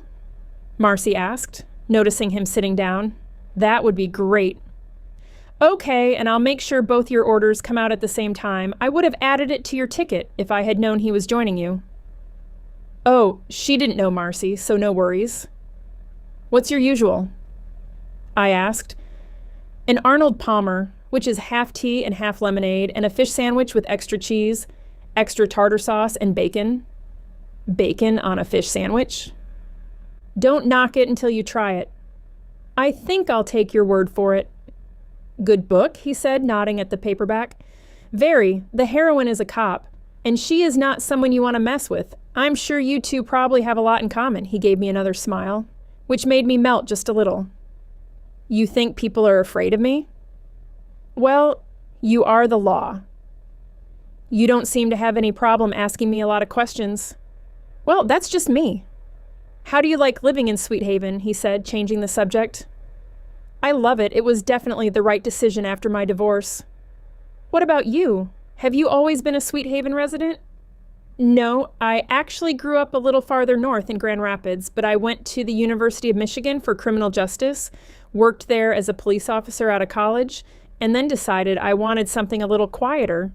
We chatted until our food came, and I learned that he had 2 brothers. His parents still lived back in Grand Rapids, and he had tons of nieces and nephews, but no children of his own. He had been married briefly, in his early 20s, but had been single since then. I finished half my sandwich and most of my fries, which I shouldn't have because my stomach felt like it was about to burst. Pushing my plate away, I asked Marcy for a to-go box. Ben was having no such issue as he had finished his sandwich and was currently mopping up ketchup with the last of his fries. I wanted to ask his opinion about Mark Albright, although I didn't want to ruin this nice time we were having. Looks like you got something on your mind, Tillie. You're perceptive. If I ask you the question I want to ask, you're going to think I'm trying to do your job again. Go ahead and ask, he said, giving me a wink. He was being very flirtatious, and almost made me forget what it was I wanted to ask him. Those piercing blue eyes of his were very distracting. I had a conversation with Mark Albright. Do you think he could possibly have set Theo up and maybe he's the one embezzling money? Wow, you had that question ready, didn't you? Pretty much from the moment you sat down, I said, matching his grin with mine. It's just a gut feeling I have, and I don't need your lecture about gut feelings, but I talked to him yesterday, and he was really nice until I started asking him questions about the evidence he had against Theo. Can you blame him? It might have come across like you did think he was guilty. No, there was something else there. What's your professional opinion? He took a sip of his drink and set it down. Okay, this is off the record, but your gut feeling, you're not the only one, don't repeat this, or I'll deny I ever said it. But the evidence against Theo was overwhelming, so overwhelming that it gave me pause, but all of it traced back to Theo. But Theo doesn't have money problems, and Mark does. Ben raised one eyebrow. Come on, I can Google just like everybody else. It's not like it's a big secret. True, and you're right. There wasn't a lot of motivation we could find on Theo's part. He didn't have financial issues, and he wasn't spending a lot of money. Then why was he charged? Because the facts and the paper trail convinced the DA that he did it. But if Theo is innocent, doesn't that make you feel bad? I know this might sound callous, but my job is to catch the bad guys and collect evidence. It's up to the prosecutor's office to decide what they think about that evidence and how they choose to pursue a case. I guess it just doesn't seem fair if Theo is being framed. Though I don't know what that could possibly have to do with Walden's murder, I still think Dawson Holmes is good for that. Did you know he lied and said Walden cheated in law school when it was him? Ben shook his head and laughed. You should rethink your career choices and come work at the sheriff's office instead of the bakery. You're persistent, I'll give you that. Persistence wasn't a bad quality in my mind, and now that I knew Ben also had suspicions that Theo might not be guilty, I was more determined than ever to get to the bottom of it.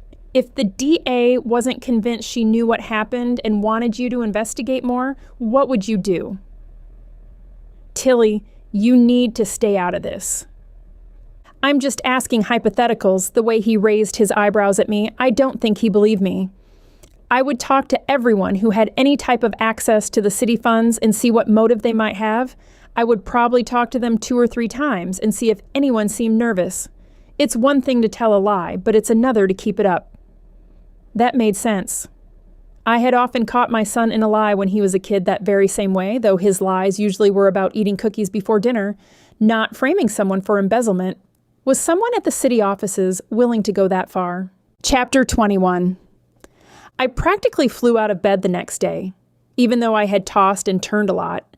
Replaying every minute of the dinner I had with Ben, it had been such an unexpected surprise, and we had a great time. I had so many feelings, excited and nervous, both scary and exhilarating. I hadn't had these tingly feelings inside since I met my ex-husband in college. I might be at midlife, But my life wasn't over. I reached the bakery and pulled into the parking lot an hour earlier than I normally came in on Sundays so I could get some baking done. I got Daisy and Beans out of my Jeep, and Daisy gave a low growl. I whipped my head around in the direction she was facing and saw a man coming down the stairs from the upstairs apartment of the building across the alley from me. The main building on Main Street had businesses with apartments on top. There was one above my building, but it had been used for storage, so it didn't really resemble an apartment anymore. There was an alley behind us with secondary retail locations, many of which were just open in the summer, and they also had apartments on top. It looked like someone was doing the walk of shame this morning down the stairs on the outside of the building from the apartment on top of the surf shop. "Daisy, cut it out," I said to her, but she continued her throaty growl. It wasn't usual for her, but it was just barely getting light out, so maybe she was being extra cautious. It made me a little nervous, though, since this wasn't normal behavior from her. Either Daisy's growl or my telling her to be quiet got the attention of the man, who finally reached ground level and glanced over. I felt a jolt of shock as I realized it was Theo Strauss. What was Theo Strauss doing leaving someone's apartment at this time of the morning? While I didn't know the people who lived there, I definitely knew it wasn't where Michelle lived. "Hey, Theo," I yelled, waving my arm in the air. He stopped and looked at me. I grabbed Beans and Daisy's leashes and walked across the alley over to a visibly annoyed Theo Strauss. He was probably upset that I had caught him red-handed, or rather semi-red-handed, because I didn't know what he'd been doing, and it wasn't like I cared. He was a grown adult. Who he spent his time with behind Michelle's back was none of my concern. "Are you following me now?" he snapped. "No, that's my business." I jerked my thumb behind me. "I got here early to bake." Daisy kept up her low growl. "Daisy, off." She stopped growling, but I could tell by her body language she was being vigilant. There must be something about Theo she didn't like, that's for sure. "She's not gonna bite, is she?" "No, she's never bitten anyone." "I don't know why she's acting like this. Probably because she just doesn't know you." "Well, then I think I'll be going." "Wait," I said, grabbing his arm. He looked at me expectantly. "Michelle is adamant that you're innocent. It wasn't really anything I thought about until yesterday when I had a really interesting conversation with Mark Albright. Do you think he set you up?" I said, deciding to come right out with it. It really wasn't a losing question. Regardless of whether he felt he had been set up or not, I was sure he was going to answer yes. I just had to figure out if he was telling the truth or not. Someone set me up. I can tell you I've never stolen a thing in my life. I read that Mark had money troubles. Could he have embezzled the money to fix those issues, leaving you as a scapegoat? Why do you care? Like I said, I didn't until I talked to Mark yesterday, and I guess I just believe in fairness. I never want to see anyone held accountable, especially legally, for a crime they didn't commit, if there's anything I can do to help. "I appreciate it," he said in a much kinder tone, "but I have attorneys for that." Speaking of attorneys, were you aware of the feud between Walden and Dawson? I knew all about that. Michelle told me about the law school shenanigans. I personally find it a little ridiculous they both were holding on to a grudge after all this time. I don't think their petty grudge detracts from how good they are at their jobs. Walden must have really been gloating when you fired Dawson and hired him. Like I said, they're professionals, both at the top of their game. It was just business. That's the same thing Michelle had said. Did he talk to her about his case more than she said? But still, Dawson must have been livid. You fire him and hire Walden, and shortly after, Walden turns up dead. Are you accusing Dawson of killing Walden? I'm not making any accusations. I'm just stating things as I see them. You should probably stick to running your bakery. I don't need you speculating that Dawson did anything to Walden. My trial starts in a week, and I can't afford Dawson having any distractions. What was the motion Walden was going to file that was supposed to get the whole thing dismissed? How do you know about that? I didn't want to throw Michelle under the bus, so I gave a nonchalant answer. I don't remember where I heard someone talking about it. Walden had some proof that he hadn't yet shared with me. We were supposed to meet the morning after he was found murdered, and he was going to show me everything he had found out, along with his motion to dismiss. You never found out what that was? Nope. Michelle had a key to his apartment and was there when the police went through his things. And oddly enough, none of his legal stuff was there. Well, I'm sure he kept it in his office. No office. He worked out of his home to keep costs down. Interesting, so Walden had the evidence that supposedly was going to clear Theo. There was one ticked-off Dawson Holmes who might have felt Walden screwed him over for the last time. And then there was Mark, who I felt was involved in this. Though I just didn't know how, I needed to get into the bakery and start baking. It was going to be hard to concentrate on recipes. Chapter 22. I was walking up to lock the front door. As it was 6 p.m. and time to close, I had been here since 6 a.m. baking and was so ready to go home, while I had worked many 12-hour shifts in the months the bakery had been open, without a day off. Maybe I was already getting soft with Missy's help because this 12-hour shift seemed to last an eternity. I flipped the lock with a sigh of relief when I saw someone rushing down the sidewalk, heading in my direction. I groaned. I would never turn away a customer, especially when I hadn't closed out the till or anything, but I was so ready to get out of here. I waited to see if it was indeed my business they were coming to, or maybe headed to the coffee shop, which was still open for another hour. The person reached for my door, and I saw it was Mark Albright. A jolt of fear went through me, but I shook it off. He was a city councilman and might have been annoyed that I was asking him about his evidence on Theo, but it wasn't like I needed to be afraid of him. Who knew? Maybe he had pets. Maybe he wanted to apologize for being rude earlier. There were plenty of reasons he might be stopping in, and none meant I should be afraid of him. I unlocked the door and plastered on a smile as I opened it, motioning for him to come in. He was someone who could help me or hurt me in terms of what he said about my business, so it would be smart for me to play nice. This is a surprise. Do you have pets? No, I do not, dirty creatures, he said, turning around and locking the door. Oh, you don't have to do that.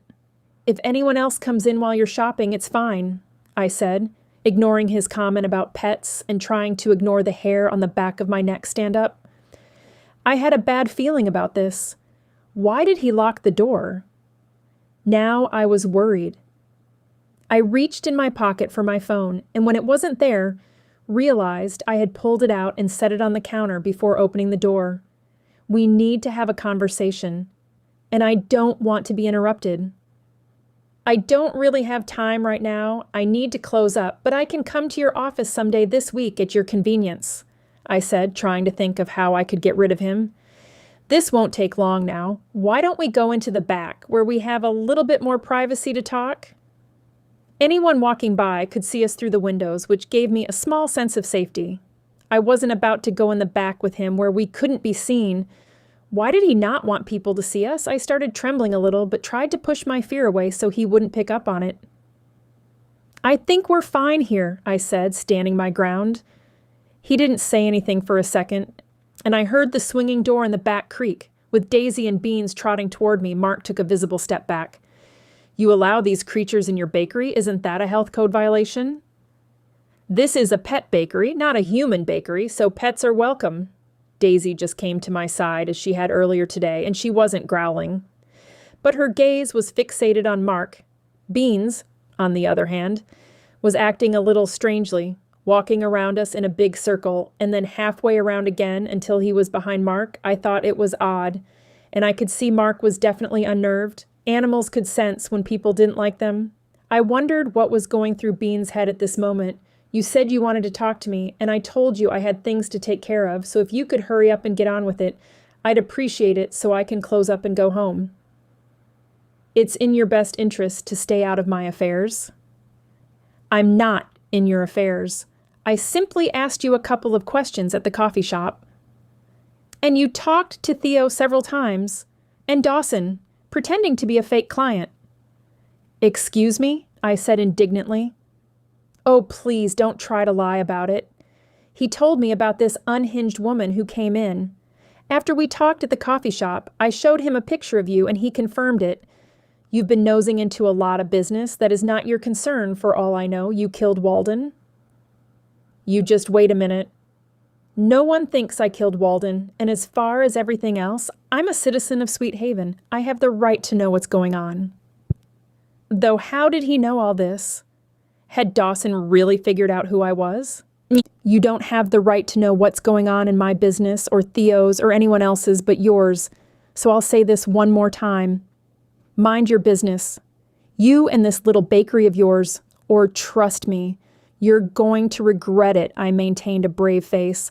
Although I was shaking in my shoes, I had no doubt this guy was evil. Just how evil? I wasn't sure. He turned to leave, and he must have forgotten Beans was right behind him because he immediately tripped over him and fell flat on his face. I didn't even try to contain my laughter. He deserved everything he got. He jumped up and tried to push the door open, but was so out of sorts he forgot for a minute he'd locked it. Finally, he unlocked it and left. I ran up and locked it again. As funny as his departure was, I was scared. I didn't think that had been an idle threat. I ran to the counter where my phone was sitting and called Ben. It went to voicemail. So I left a message to call me when he had a chance. I tried to keep the nervousness out of my voice so as not to make him worry, but I hoped he called back soon. Chapter 23. I was about a mile or so from my house, ready to get home after the altercation with Mark. I had already felt tired before he came in, and now that I was starting to calm down and the adrenaline was leaving my body, I was absolutely exhausted. I wanted nothing more than to feed Daisy and Beans, grab something to eat myself, and go to bed. I looked to see who was calling. It was Hilary. I had called her this morning, asking if she knew who owned the building I had seen Theo coming out of, so maybe she had found something out. I answered the call and put it on speaker. Hey there, did you find anything out? As a matter of fact, I did. I'm not sure if this will surprise you or not, since I'm not exactly sure what you were hoping to hear. That building and the one next to it belonged to Mark Albright. Okay, that wasn't what I was expecting, but it somehow put a few things in perspective. If Theo was meeting Mark that early in the morning, I couldn't help but wonder if it was so people wouldn't see them together. It would stand to reason that it wouldn't be in Mark's best interest to be seen with an ex-employee who was getting ready to face trial for embezzlement. So is it, Hilary said, breaking into my thoughts. Is it what? Is it what you expected? No, it's not, but I'm not sure what I expected. As I pulled into my driveway, though, there was something I absolutely didn't expect. You're not going to believe this, but Michelle's car is in my driveway. That's not good. Do you want me to come over? No, she's harmless, all bark and no bite. Well, make sure you call me when she leaves and tell me what she wanted. I will. I pulled up beside Michelle and shut the Jeep off, letting Beans and Daisy out. I figured I would talk to her while Beans and Daisy roamed around. Neither of them really paid much attention to Michelle. I wasn't planning on inviting her in, hoping that if I didn't, she would be inclined to leave sooner. Can I help you with something, Michelle? I said, leaning against my Jeep. I'm here to ask you nicely to leave Theo alone. So that's what this was about. He told her about our conversation this morning, and now she was all bent out of shape again. Michelle, I have no interest in Theo. You don't need to worry. You need to stay out of his business. You're always so meddlesome. One of these days, it's going to catch up with you, she said. That same chill I had felt when Mark had barged into the bakery came over me again. Maybe Michelle wasn't as harmless as I thought. As I looked at her, I realized she had a bit of a wild look in her eyes. Listen, Michelle, I was coming in to start baking early. I saw Theo coming out of an apartment that I know Mark owns, and I asked him a few questions. He doesn't need anything or anyone interfering in his business. I know you want to support him, but don't you think it's a little odd that he was meeting someone at that early hour? I assume it was Mark, since Mark owns the building. Her eyes narrowed, and it hit me. I bet Mark and Theo were in on it together, though I wasn't sure with Theo going to trial how they were planning on getting him off, but it would make sense if Mark was in on it and Theo said he'd been set up. Maybe that was the information Walden had, something that showed Theo had been set up, but that still didn't make sense as to why Walden was killed. Unless Mark killed him to stop him from exposing it. Did Walden know that Mark and Theo were in on it together? I threw it out there. And by her sharp intake of breath, I thought, bingo. I also thought she had definitely been lying, saying that Theo didn't talk to her about his case, because she knew a lot more than she should if that were the case. I wish you hadn't said that. Why? Because now I'm going to have to get rid of you too, she said, and reached behind her, pulling out a gun that I assumed had been in her waistband. Who did she think she was? One of Charlie's angels. Now, Michelle, surely you're not going to shoot me. Why are you sticking up for someone who is a criminal? I said in a calm, even voice, not wanting to rile her up anymore. Because I love him, and he loves me. That's what you do when you love someone. You support them no matter what. Support them to the point that you would kill me and risk going to jail yourself? I did it once, and I can do it again, she said menacingly. Did you kill Walden? But he was your cousin. He was. That's why I pleaded and pleaded with him to not do what he was going to do, but he just wouldn't listen.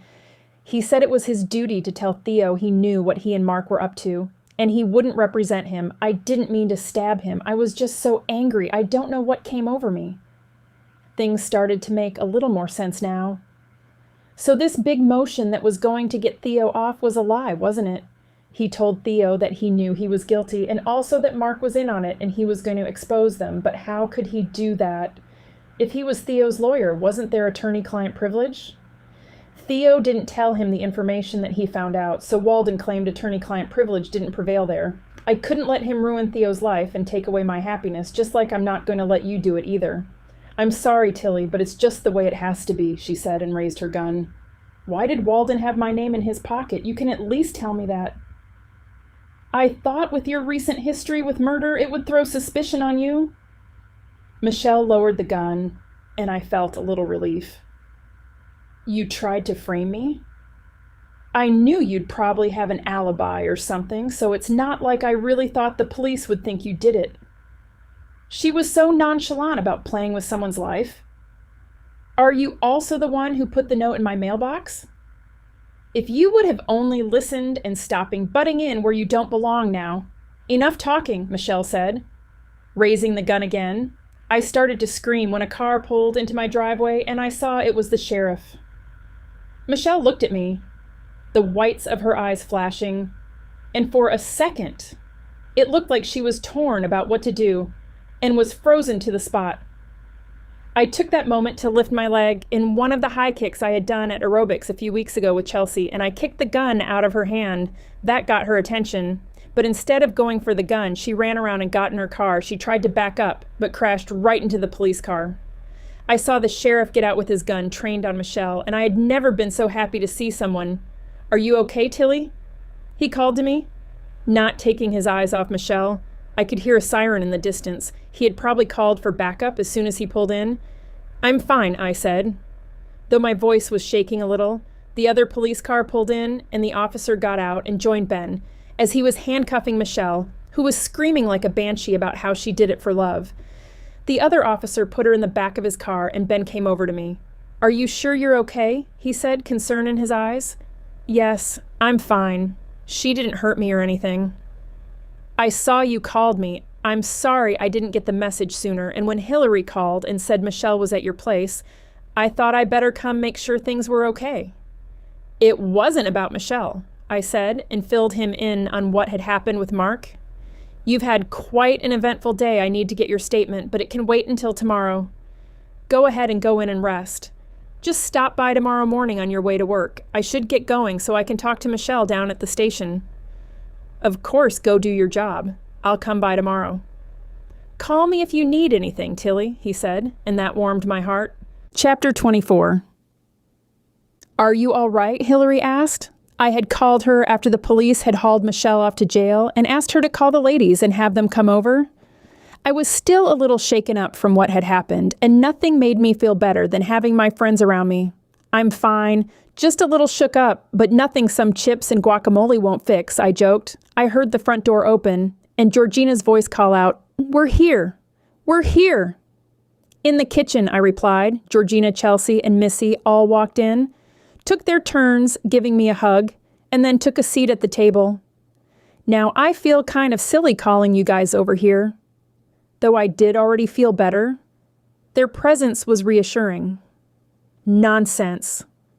When Hilary called and told us what happened, even if she wouldn't have said to come over, We would have immediately come over. Are you okay? Georgina asked the same question that Hilary had just asked. I'm fine, especially now that I know there's no threat to my life anymore. I just can't believe it was Michelle, Hilary said. I mean, let's face it, we all knew she had anger issues, but not to that level. In some ways, I kind of feel bad for her, I said. Her ex-husband cheated on her and then died, and she falls in love with Theo and finds out he's a criminal. While I don't approve of the fact, of course, that she killed someone to protect him and was about to kill me, she clearly is disturbed. So exactly what happened? Hilary asked. Apparently, Theo and Mark were in on the embezzling together. I still don't really know how they thought they were going to get away with it, but I wonder if at the trial they were going to come up with some evidence that would make it inconclusive that Theo had done something. Walden found out that they were in on it together and that some of Theo's testimony would have been perjury. Walden said he would no longer be his lawyer and that he was going to turn over what he found out to the prosecution. Michelle tried to reason with him, from what she told me, and he wouldn't change his mind, so she killed him to protect Theo. And because she felt I was nosing too much into things, she was coming here to warn me off. And then when she realized I had figured out they were in it together, she decided she wanted to kill me too. Thank goodness Ben showed up when he did. I have you to thank, Hilary, for calling him. I'm so glad I did, in fact. I kind of felt silly for doing it because I really didn't think Michelle was a danger. It just didn't feel right that she was there waiting for you at your house. Well, your gut served you well. I don't know what would have happened if Ben hadn't shown up when he did. I wonder what will happen now. Do you think they will postpone Theo's trial while the police and DA gather evidence against Mark? Once Ben arrested Michelle, she started ranting about how it wasn't Theo's fault, that Mark made him do it, and a bunch of other stuff that didn't make sense. I wonder if Theo was the person she was seeing when still married to Peter, Hilary said. Of course, that's all gossip that both she and Peter weren't exactly faithful to one another. I hope Michelle gets the help she needs. She's unbalanced, I said. I second that. At least she's locked up so she can't hurt anyone else, Georgina said. I think we can all agree with that, Hilary said. I smiled as I looked around the room, and I was just happy being surrounded by my friends. The end. You have just listened to Pets and Perjury, a Pawpaw's Pet Bakery Cozy Mystery. Book 2, written and narrated by Lena Turner.